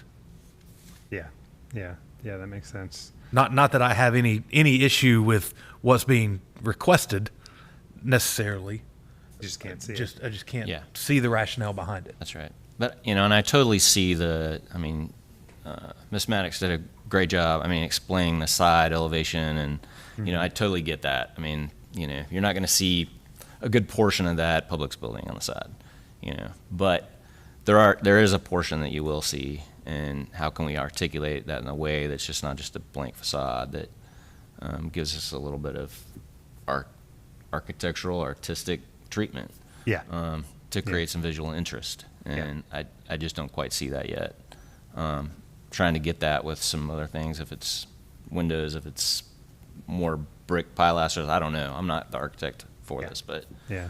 but I think along with that and understanding the plan would help me kind of get around that. And it may be that's all they can do. I don't know, but I can't. It's hard for me to make that decision yet. Yeah. Yeah. Yeah, I agree. Certainly, I think that makes a lot of sense. Mr. Chair, Yes. can we just either, I mean, if you, we certainly don't want this case to be denied. Okay. If we have to come back, we have to come back. Or if you could specify conditions, which may not be realistic. Okay. Well, the case is still closed for deliberation at this point. We will open it back up and Okay. hear from you. Thank you. I was just saying, to the extent they're asking for a continuance, I wasn't sure if they're asking for that, but you might want to ask them that if you get to that point. Okay. Yeah, Sounds definitely. good. Yeah. Great. Do we have any more discussion? So I think it sounds like I'm hearing a few things. So I think you expressed a desire to see what's on the inside. I think both of you are expressing a desire to see what's on the inside in order to understand why the outside looks the way it does. And I think that's a pretty clear, cut and dry request. I think. Well, I think what we were told, though, is that floor plan may not exist yet because that they're basically building a shell for somebody who's going to come in and then fit it up. Yeah. And so that makes it even more complicated, and I get it. I totally get that. So we have to weigh that. We have to decide. Well, we can at least ask them about that, but I think that's a clear request for information that we haven't gotten. The other thing is, I think what Martha, you discussed, and I guess we all discussed about kind of understanding what, I think I personally would love to see perspectives or sections to understand what the pedestrian experience is on the rear road and what those views really look like of that back of property. Just because I think, I certainly understand, at least at this point, that probably not many folks are going to be back there, but I don't think that's going to be the case forever. And I think it's important to understand what those impacts will be for those pedestrians out on that streetscape. And so more information in that case, and then, strategies to ensure that that screening is appropriate, or that there's something interesting happening on the building back there, I think would be interesting. I think my request would not be for a definitive, this is exactly what the floor plan is going to look like. I haven't been in a Publix in a long time. Yeah. I don't know what sort of concept they're going to. I know what my grocery store looks like, but it was built 10 years ago. So I know the concepts are changing. Perhaps they could just show an example. Yeah. Mm-hmm. Of maybe what an example of a current concept of what that is. Mm-hmm. With that, how do you feel about that, Corey? I'll leave it up to them. Mm-hmm. You have any thoughts? I think I would probably like to see a little bit more material change on that right side. I think it's right at the door, too. I think they pointed it out, too. Yeah. But. Yeah, certainly. It seems helpful to have transparency in front of the seating that's outside. I think that is a kind of natural desire and part of the intent of transparency. If we know that people are going to be right outside of that, is there a way to allow them to feel like there's some blurring of the lines between the building? They can see what's happening inside. Okay, so can we ask staff or ask them where is this in the process? I mean, I certainly don't want to hold something up if. But I'd like to have a better idea if this is through ASR or where, just about if this is holding it up or. Hang on one second, I'm looking it up. It's for ASR site review. I think it's been through 2 rounds for you? 2 rounds? Okay. Okay, so we're getting close. So, and I don't think anything that we've necessarily said today is a deal breaker. So I don't think there's nothing that we can't overcome. I think it's just more information that I would like to see, and I think that's kind of what we're saying. So my suggestion would be that we ask Ms. Maddox if she'd be amenable to holding this over till the next available meeting and maybe providing some more information. Okay. Well, let's go ahead and open the case back up. Ms. Maddox, you've heard most of that. Do you? Yes. Sounds like you may have some things you want to say. I think we probably going to have to defer, and we want to be clear on what we bring back to you. I mean, I think we can bring some typical floor plans, and I'll let Carla speak to that more specifically about what she might be able to produce.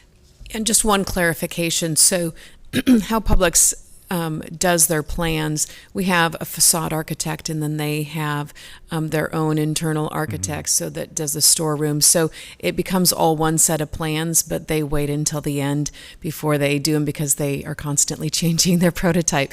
So we have a prototype. We know generally where everything is going to lay out in the plans. We just don't.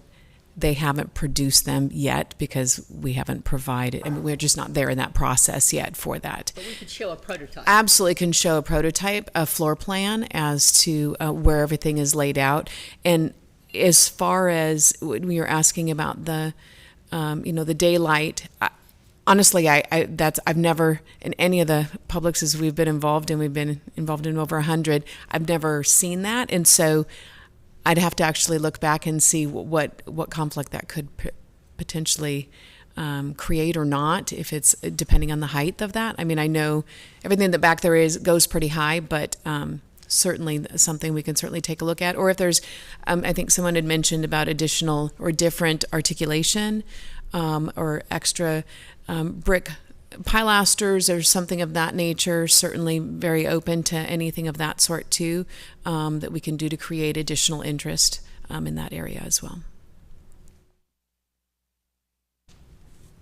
Yeah, I just want to be able to come back and not have any more issues. Yeah. I mean, I realize you're asking for some more information, and you hadn't seen the information, so I get that. Yeah. But I would want to encourage you to remember that we're talking in the back of that building, a football field away. So it's a pretty long distance as far as seeing a lot of detail. Yeah, I think what we're looking for specifically at the back of the building is for you to kind of show us that in a section or perspective or elevation, and really make a clear effort to make sure it's either screened or it's interesting, because I don't think it's. And Mr. Petiak would be the one that might help us with a rendering of the rear side with the landscaping. Is that something we can do?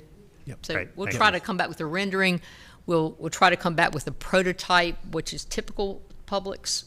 We might not have this one. That's okay. It That can was give my, you an idea what we're talking that, about. that was my only request. Again, for us being able to weigh the evidence in front of us and say, all right, this makes sense. We understand why. Fair enough. That's all. Yeah. I think if there's a section, an easy cross-sectional view that showed your line of sight from 5 feet high on the sidewalk that was looking at that building, and you say, hey, the bottom 20 feet of it's not even gonna be visible, Right. then we have something to go, okay. And then maybe we just look at the top 10, whatever it is, whatever the height is, and the next 5 feet, which might not even be, at that point, And so there might not be anything to do. One question, okay. Say we can come back with a rendering or some kind of perspective that does show you sort of what you just said, and you can see hardly any of the back. Then is the transom window, which I think is going to be difficult for Carla's got to get it through Publix, which is no easy task. We just gave them a new idea. We're not. That's not part.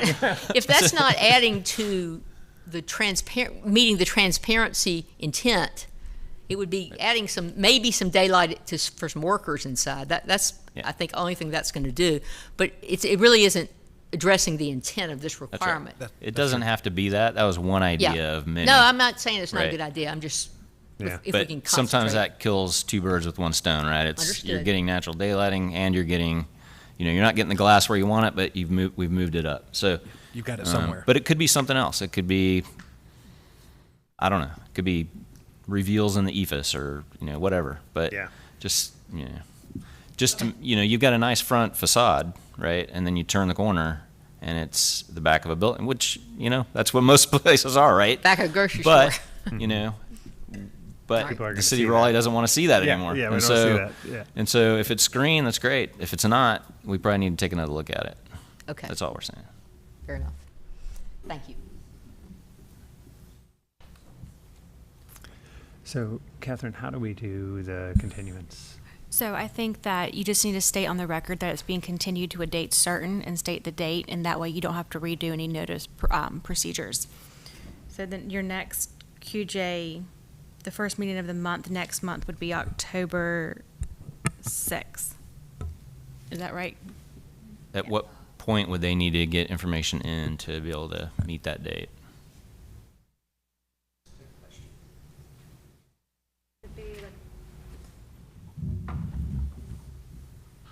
It would be within like a week or two from now. Yeah. So I just want to make sure that they have enough time to be able to Yeah, do what they indeed. need to do. Or if we can give them a little bit of a, If it's continued, yeah, it wouldn't have to be renoticed. Well, it's just, do you all have time to get that all done? Yeah. Well, there's no requirements for anything to be done. It's just how long do you need it to put into your presentation or any new exhibits that you want to put into the PowerPoint, right? Yeah, or updating the packet materials with updated plans or exhibits. And potentially if you're adding windows, that changes.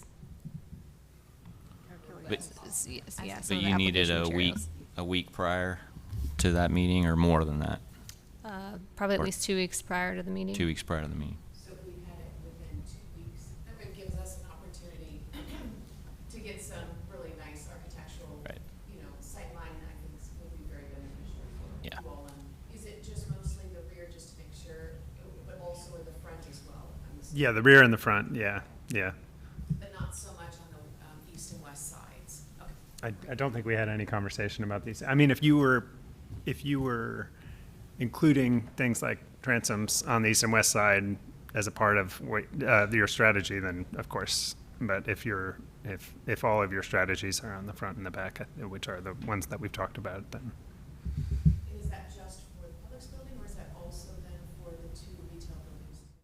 I'm less concerned about the retail buildings because they have tree conservation behind them. I mean, do you guys feel that way? Right. Yeah, I think I there's think we're also there. more. I think we're pretty much there. I mean, the side, the back is really the only thing we're looking at, and you have tree conservation back there. It's much smaller. It's much lower of a building. So the October 6th does work. And you're okay.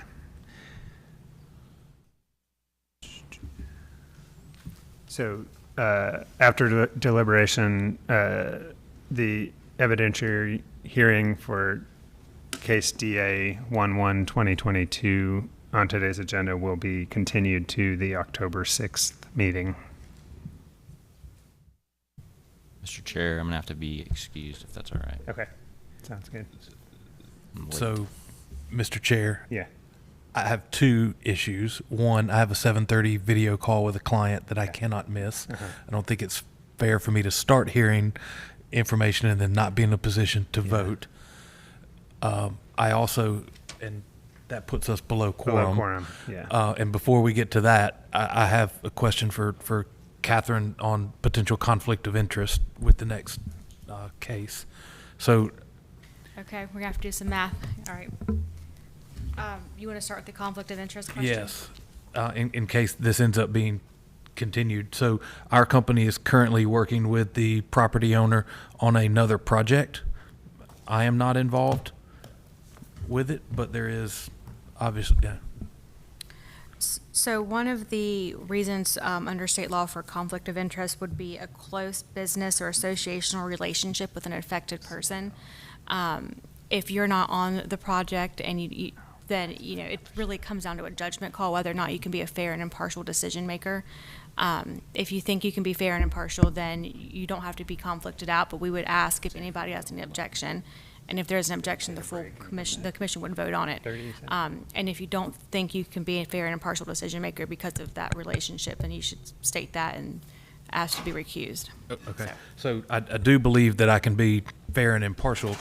I also want to be transparent of financial interest in that project as well.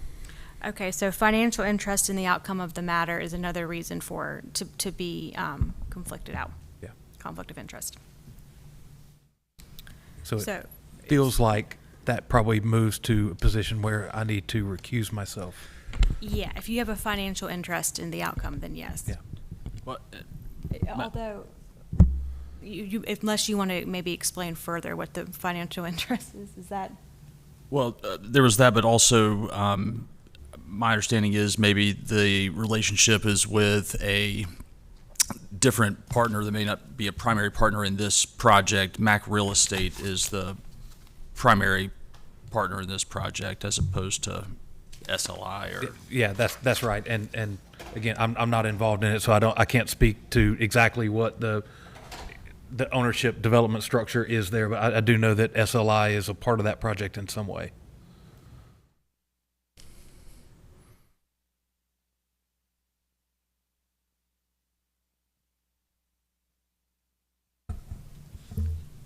So do you have a financial interest in if this case were to be approved or denied, would that have a financial interest to you? No. Okay, so I don't think then you would meet that. And just doing the quick math in my head, I don't think that if you were conflicted out, it would change the calculation, the need for 5 votes anyway. That's what I'm trying to, Yeah. Because we'd have 9 regular, we'd go down to 8 regular, the majority of 8 is still 5. Right. So it wouldn't change the calculus anyway. Yeah. Okay. Okay. Great. So do you want to proceed? I don't know that. So I have to leave in 10 minutes. Oh, in 10 minutes? So I think that puts us below Yeah, it does, yeah. quorum. Yeah. And I sincerely apologize to the applicant. If I could skip this meeting, I would. Not this one, the other one. Are we still expecting one person to come in late? Douglas was supposed to come at some He point. did say he would be here at 6, so he does not appear to be here. And all of the other commissioners that I've reached out to are not available.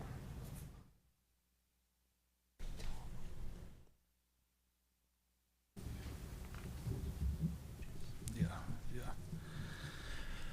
I can text.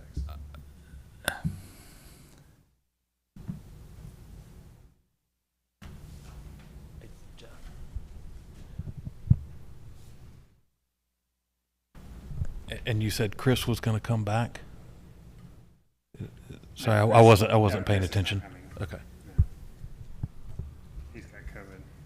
Oh, I'm sorry, Corey. Corey can come back at 8:30. Way without. So we can. I don't know that we can. Large recess and come back at 8:30. Yeah. I don't know that I can come back at 8:30. Yeah. Not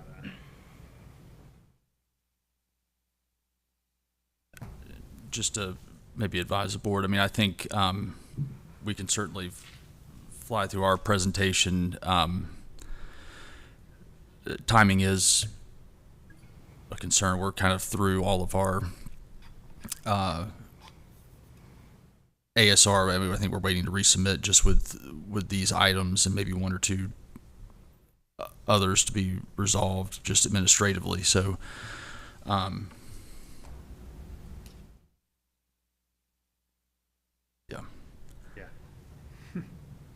certainly like to try to get through it if possible, maybe.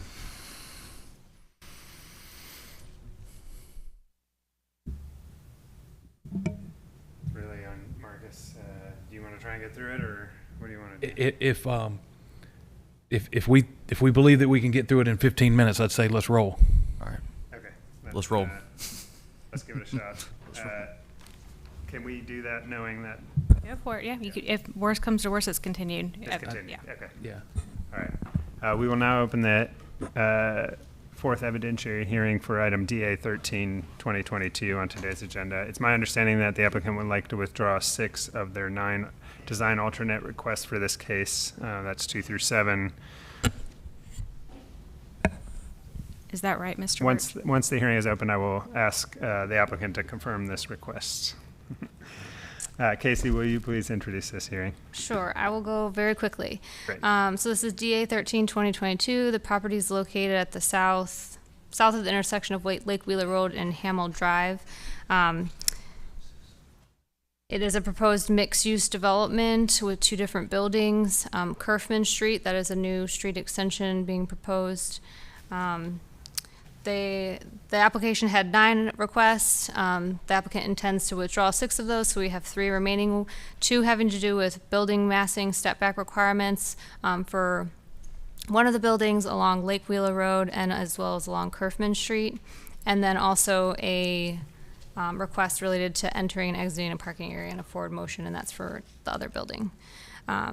So this is the building, I think it's building B, along Hamill Drive, where they're requesting alternate to do enter and exit, not in a forward motion, onto a public street.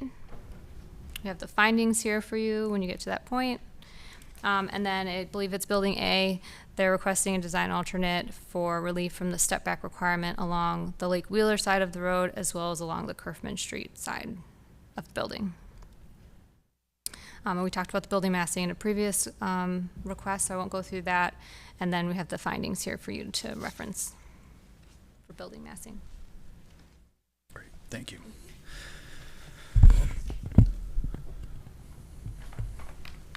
Hey, yeah, go ahead. Great. Michael Birch with Longleaf Law Partners here on behalf of the applicant. We also have Jeff Marcus with Mac Real Estate, David Boyette, McAdams, Neil Gray with Jay Davis, Scott Lahr with Gensler. I'm just going to, again, this is the area across from Dix Park along Lake Wheeler and Hamill, and then we are proposing a street connection through there, Kerfman Street, which we'll show you on the site plan.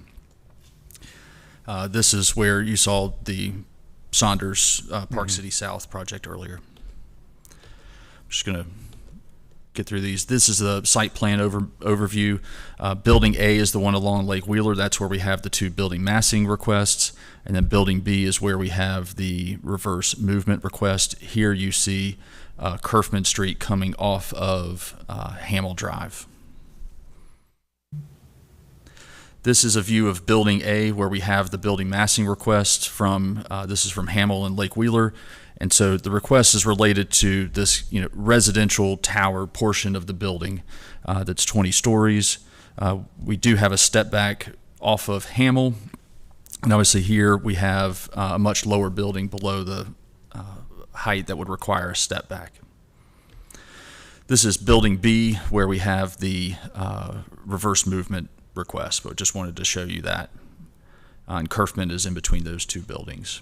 So here is the reverse movement request. It is for this driveway along Hamill Drive, and it is for loading service area. And if I could have David Boyette with McAdams come up to speak to this, and then we also have kind of a view here that shows this is off of Hamill, this is off of Kerfman, but I'll let David speak to this item. David, could you please introduce yourself? Yes, David Boyette with McAdams, 1 Glenwood Avenue, Raleigh. I'm the civil engineer on the project. Okay. Do you swear or affirm that the testimony you will provide will be the truth, the whole truth, and nothing but the truth? Yes, I do. Okay. Please proceed. So this request is for reverse movement in and out of the right-of-way. We have our loading zone off of Hamill here. Our intention is that we have off-street loading for move-in, service, those kinds of operations within this zone here. The the issue with circulation throughout the building here, and it may be easier if I go to the next slide to look at here. Again, this is Hamel. This is where our loading is. This is our Kerfman Street entrance here. We looked at the possibility of bringing a truck through the building itself, either entering off of Kerfman and exiting on Hamel, or doing the reverse movement. The issue is grade with this. The entrance off of Kerfman is about 5.5 feet higher than the entrance off of Hamel, and the parking structure itself is disconnected. So as you enter off of Hamel, as you can see through, if you were to continue on that level, you actually go under the ramp that you enter from Kerfman. So they're physically grade separated there, which is what really prevents us from being able to circulate a vehicle through the building itself.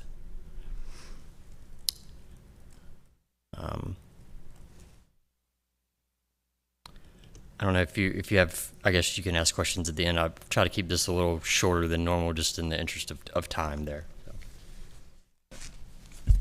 Thanks, David. I do want to note, wasn't contained in our application, but we'll offer a condition that we will provide kind of a visual indicator on both sides of the driveway to, whether it's a change in materials, change in color of the sidewalk on both sides of the drive aisle, to kind of just alert the pedestrian to the driveway being located there.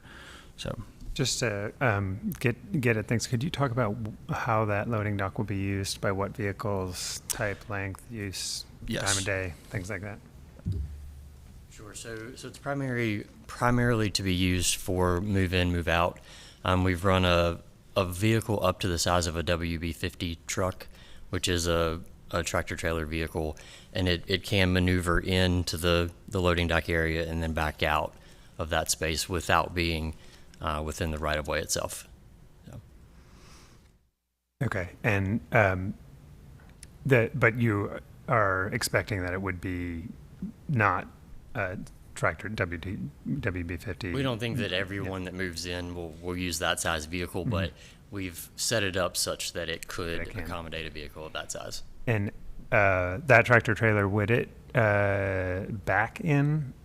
The intent is that it would back into the space. So, if it's, coming from Hamel this direction here, and then it would back into that space. And you've run a turn template and it works fine? Yes, yeah, okay. Absolutely.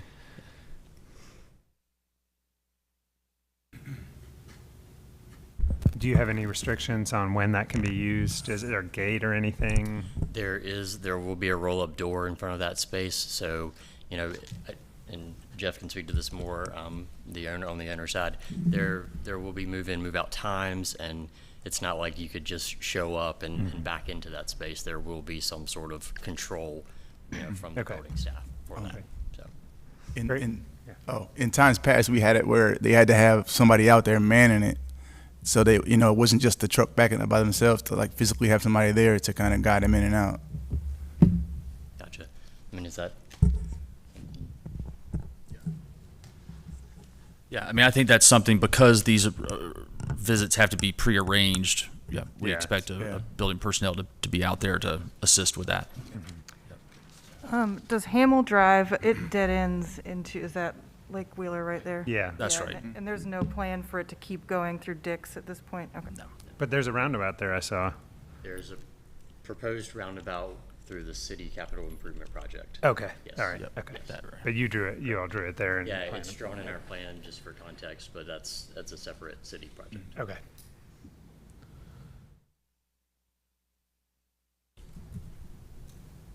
Does transportation have any? Well, have we seen all of your presentation? No, so just that's on the, obviously here I'll just turn it over to Neil Gray with, you can flip through that as needed. I'm Neil Gray, J. Davis Architects. I'm the architect for the project. Okay. Do you swear or affirm that the testimony you will provide will be the truth, the whole truth, and nothing but the truth? I do. Great. Proceed. So it's a familiar topic. The issues are similar on Lake Wheeler and on Kerfman. It's the step back issue. And so we took a look at this project on a kind of a holistic basis. And if I could, do you know where the renderings are? There we go. So you can see the Lake Wheeler is right here on this model. And we comply with our step back requirement here. We comply with this step back requirement here because the building is lower than 12 stories. All we're talking about is this section here. And so we have an articulated base in that element. And then it's the same on the other side. And then we have that very limited portion that is not, does not have a step back right here. However, you can see that we have attempted to reconcile that with material choices and some balcony articulation in here. And the other thing about Lake Wheeler, of course, is that it is it's the boundary between this development and Dix Park. So when we think about a shadow impact or wind tunnel effect, it's sort of, from our perspective anyway, that was kind of a non-issue as it relates to this side. There we go. Yeah, there's Kerfman. Perfect. So this is the other side, similar case. We opted for all the reasons stated to take the residential tower and rotate it so that it faced downtown this way and Dix Park this way versus orienting it this way, which would have had a much more deleterious effect on shadow, air, and light and all that kind of stuff. So in those ways, we feel like this meets the standards that allow us to not provide a step back on Kerfman or on Lake Wheeler. Just for context, the length of the building here along Kerfman that's above that 12-story, not providing a step back, is about a third, and it's about a quarter of the building length along the Lake Wheeler frontage.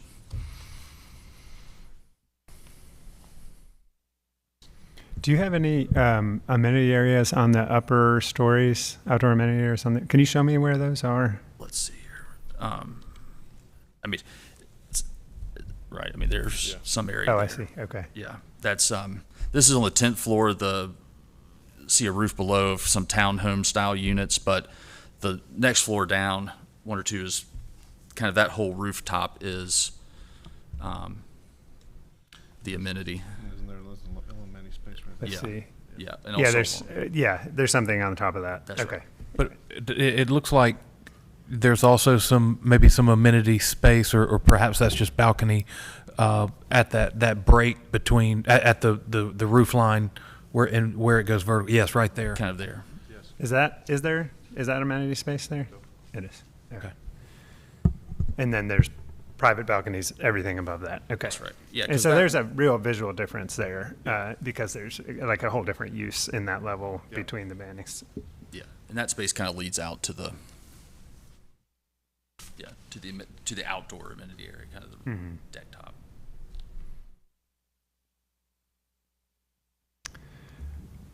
Anything else you all want to present? No, happy to address any questions y'all may have. Again, we've got ground floor active uses along here as well.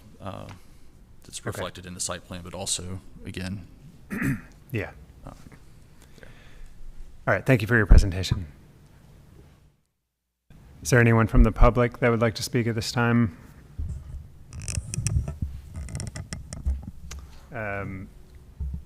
Transportation. I think probably please speak freely, but if you could just speak to the loading dock movement out on Hamel and how you've talked with them about that and, Yes, and how you feel about that. I'll be glad to, yes. So, and just like Clarence stated, the Lake Wheeler Road project is currently in design, and the Dix Edge study showed that Hamel Drive was going to be one of those gateways into the Dorothea Dix Park right there, and they have incorporated all different types of multimodal uses for that road. So we have bike lanes, we have wider pedestrian areas, and also I was just going to apologies. Bike lanes will be out there, parking spaces. We have sidewalks, wider sidewalks out there. So that is all part of the overall setting right there. Thank you so much. Regarding the space for the backing, we've worked through a lot of the items on this plan, and we've seen multiple iterations of this plan. I believe we're on the third round of review. And we have not seen any turn templates yet for the backing movement. So that was kind of something that you've seen. We have not seen yet. And we probably want to work with staff with their team to see what we can do there. Okay. Yes.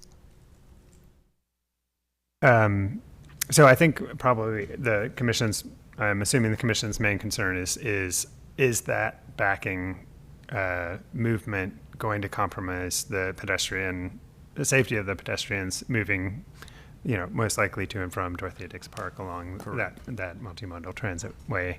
And so in your understanding and opinion of this, is this proposed design compromising safety with the proposed backing movement, knowing that you haven't seen a turn template? Me personally, I would prefer to see a turn template, a movement plan, and something that we can explore, see even if there are any other alternatives. That's great. Yeah. Okay, I appreciate that. I would just ask staff if that's something that the commission and staff would be comfortable as a condition in terms of providing that turn template, as long as it's acceptable to staff. Well, how do y'all feel about that? I think we've struggled with that language in the past, but yeah, I'm comfortable with that as long as we can make the language work for staff. Yeah, I'm just worried that, showing a turn template and continuing a conversation after that is...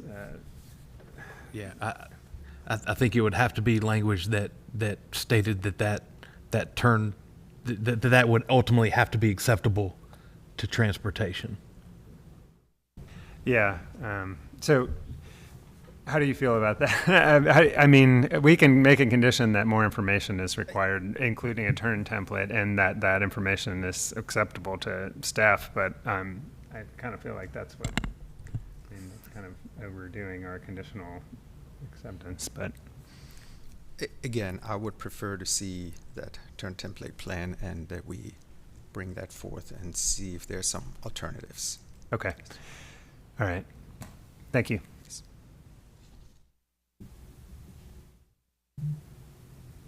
Any rebuttals or closing statements from the applicant?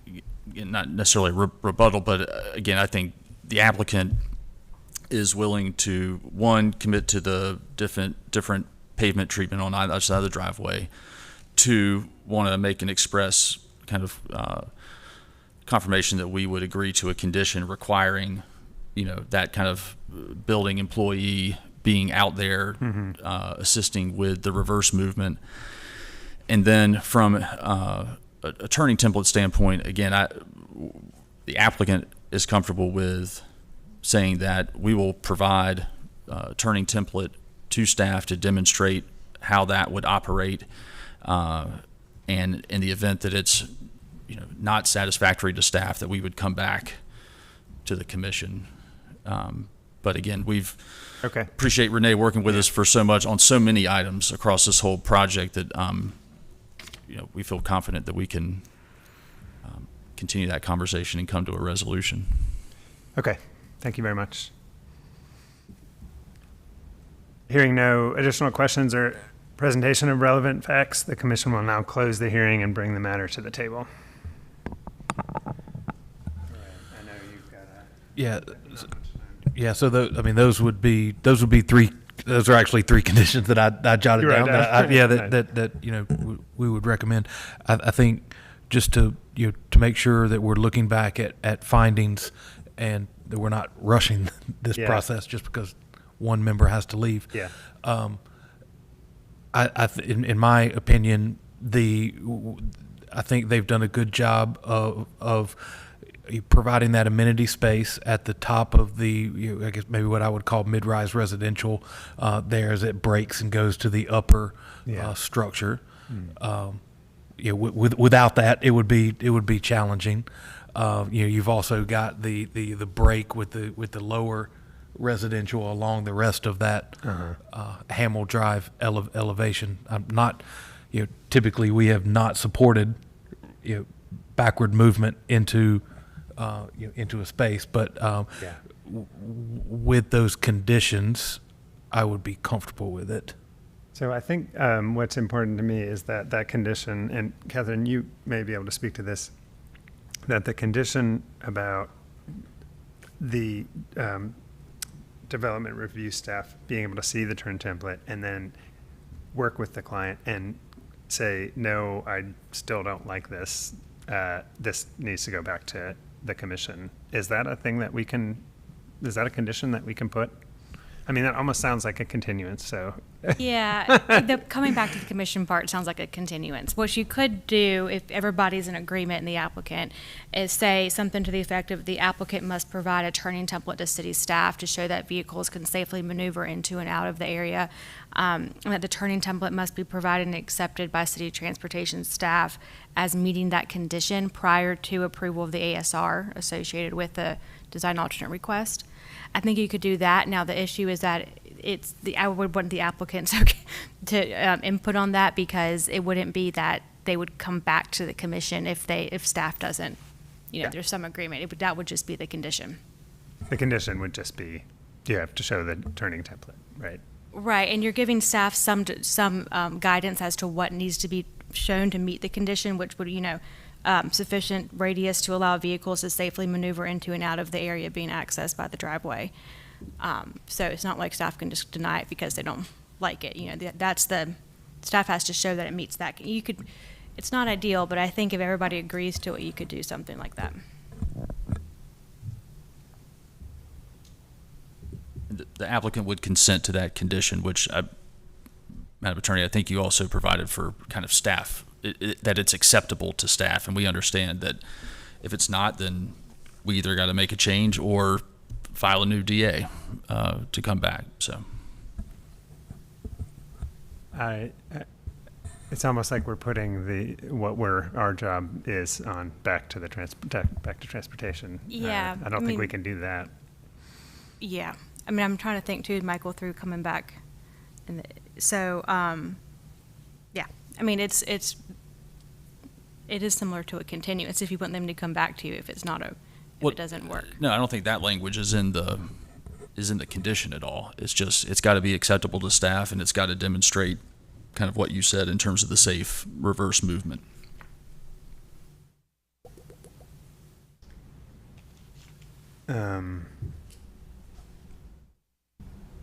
Okay. Well, how do y'all feel about that? I hesitate to do this because it seems like it's partially about kind of the rush here, but it also seems like a reasonable request for a continuance. Any thoughts? I can only remember, in my time on the commission, I can only remember one time where members of our commission felt like a moving motion was unsafe when transportation felt it was safe. Mm-hmm. Mm-hmm. And that was the case on Cabarrus Street on the east side of downtown, where they would be backing out, and there was a pilaster that would have been blocking the view. Yeah. Right, and I believe it was myself and Patrice that felt that was an unsafe movement. Yeah. So typically, I would say my point is that typically we have relied on the question to transportation staff as to whether or not a movement is safe. Yeah. Mm-hmm. And have typically followed that recommendation. Mm-hmm. Yeah. And I think the indication here is that we are not getting that from transportation staff at this time. Correct. But I think with the condition that it is ultimately determined to be safe through that subsequent. I don't think they can do that. I don't think that the transportation staff can make that determination, right? Wouldn't they? Don't they make that determination by approving the turning tables? Yeah, I Yeah, think it's just they thanks. wouldn't approve the ASR until they see that there's sufficient turning tables, which we might want to ask Renee, that might be a requirement anyway for ASR approval. Yeah. Catherine, that is correct. That is a requirement for the ASR approval. And regarding any backing movements of any type, we want to be very careful with those when we examine those. Whereas if you have a turn template, that doesn't necessarily mean that it is a safe movement.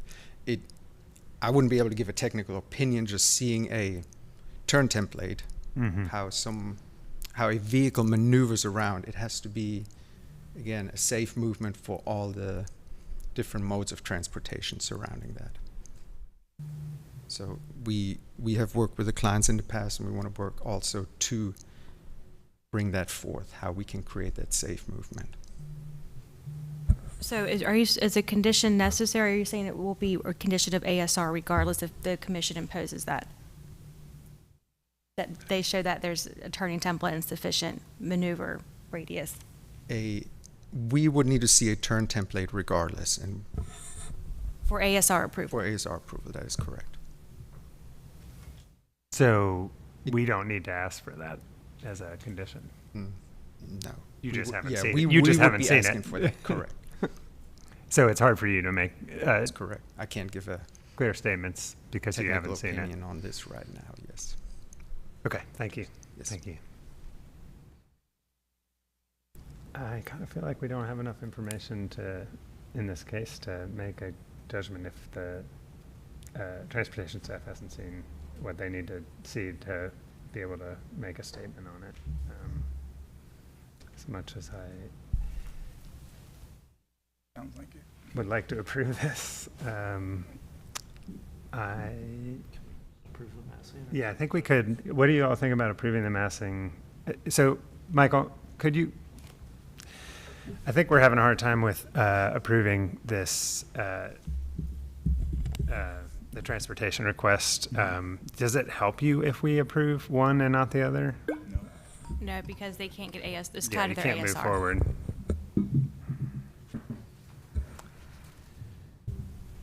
Yeah, Jeff, you want Yeah, okay. I appreciate y'all's time, and I know you're trying to leave, so I respect that. I'll try to be fast. Just to Could you know our introduce position- yourself, please? Sorry, Jeff Marcus, 317 Woodcliff Drive, Raleigh, North Carolina. Okay. What's your relation to the case? Work for the property owner, Okay. Back Real Estate. All right. Do you swear or affirm that the testimony you will provide will be the truth, the whole truth, and nothing but Yes, the sir. truth? Thank you. Please proceed. Yeah, I just want to say, the conditions that we agreed to, having staff, help with the moves, is something we probably would do anyway. We're long-term owners of real estate. We're not looking to flip the building. We want to be here for a long term. So we hire people that are going to be there. We provide a lot of service to our tenants, and we would expect to schedule move-ins. Most of the folks who move in, it's going to be a U-Haul truck or van or somebody's personal vehicle. We need the plan to accommodate a tractor trailer, and we're doing that, to make sure it works in all regards. So, from our perspective, the safety of, changing the ground plane to a different texture, a warning sign, having a person out there is akin to like a flagman on a construction site, right? Yeah. So someone's going to be there with the truck. And in my opinion, the issue that Renee raises is very important. Technically, it needs to work. It needs to fit within the project.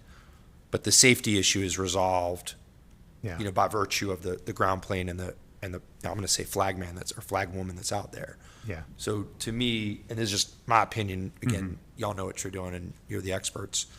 The technical issue of, the resolution comes through the ASR and the decision about safety. We're offering up what we can. And, unfortunately, as Raleigh grows, a lot of these high rises are coming. We're going to see this issue more and more. I think, at this point, we're offering what we can. We want to make sure that, the building works, that people can move in.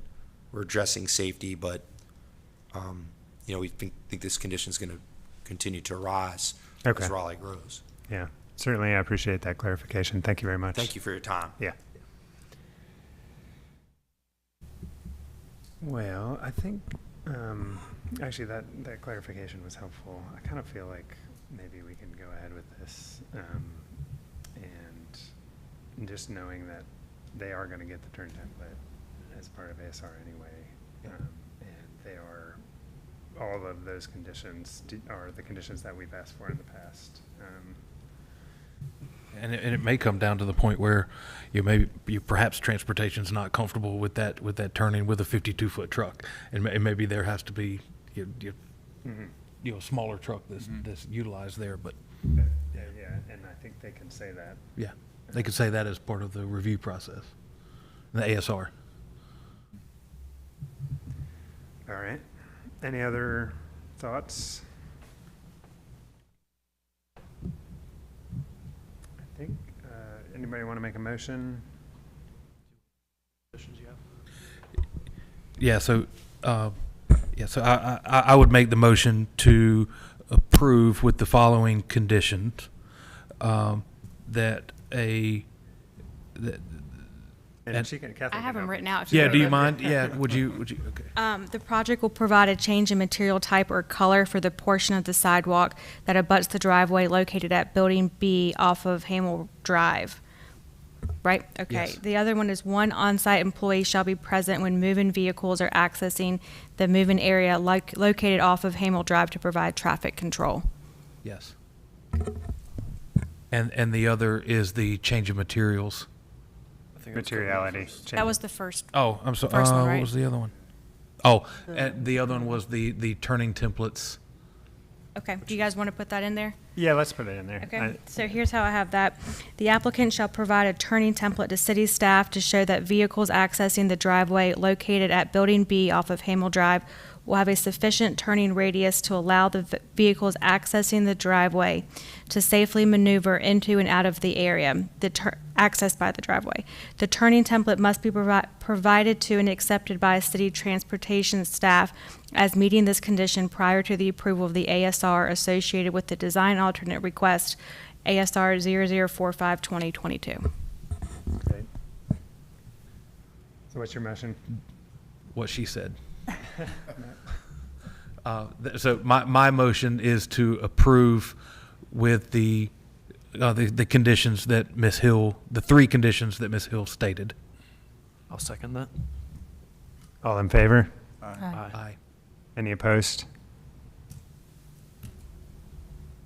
Hearing, No opposition.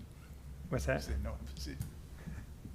The commission's written decision will be adopted when the minutes of this meeting are adopted, and the written decision will be provided to the applicant and other parties with the right to such notice following the adoption of the decision. Thank you all. Thank you all for taking the time. Appreciate it. Thank you. Yeah. Thanks. And the applicant for the last item left, just so you all Yeah. know. Yeah. Yeah, that's sad. Just wanted, no, that's- Bummer. All right, so how do we deal with this, what's about to happen? For the last one? Well, they left. I think that Mr. Michael's their attorney, and he can just clarify you guys want to continue, which I think has to be continued anyway. So you can just state it's being continued to a date certain, that same October 6th date, and then Yeah. it doesn't have to be renoticed. Okay, so the last evidentiary hearing, DA 14-2022, it's my understanding that that case is going to be continued to the October 6th hearing, and I invite the applicant to speak towards that. Yes, thank you. We're in agreement with that continuance. All right, Yeah, thank you very much. The last case on the agenda, DA 15-2022, my understanding is that that will also be postponed for renoticing for the October 6th hearing. Yeah, and that's being renoticed, so you don't have to continue it to a date certain. Okay. So that concludes our evidentiary hearing portion of the Appearance Commission meeting. And, yeah. We can't approve minutes without quorum, right? We can't, yeah, and now we don't have quorum. You can actually, under your rules of procedure, a quorum is 1/3, so, which would be, hold on. Darn, do we, 1, 2, 3, 4, oh, man. Of 9? No, let me double check. I think it comes out if you need 5 people, but let me check.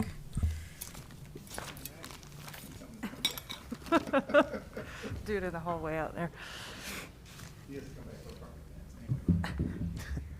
What's that? Oh my God, that was crazy. 1/3 of members. 1/3 of, That's what it says. 1/3 of members shall constitute. And remember, you're only the regular alternates for purposes of QJ. so Which- then it's of 15. Right. If it's, because it's just 9 for QJ, is that what it is? Yeah, but I think you might be okay. I mean, we can Thinking just approve because- them, and if somebody argues Well, with us, we can do it again And we next could time. also say that you're approving QJ minutes, right? Yes. Yep.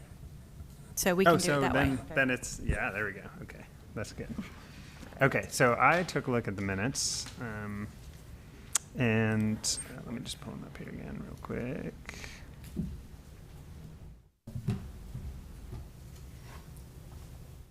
There we go. Well, where did my Google Drive go?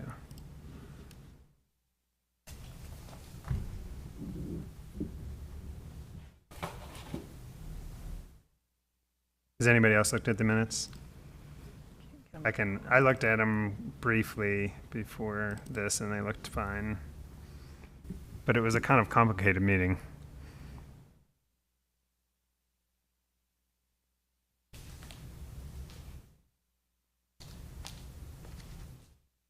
Yeah, I'm not going to be able to read this. It's many pages. So.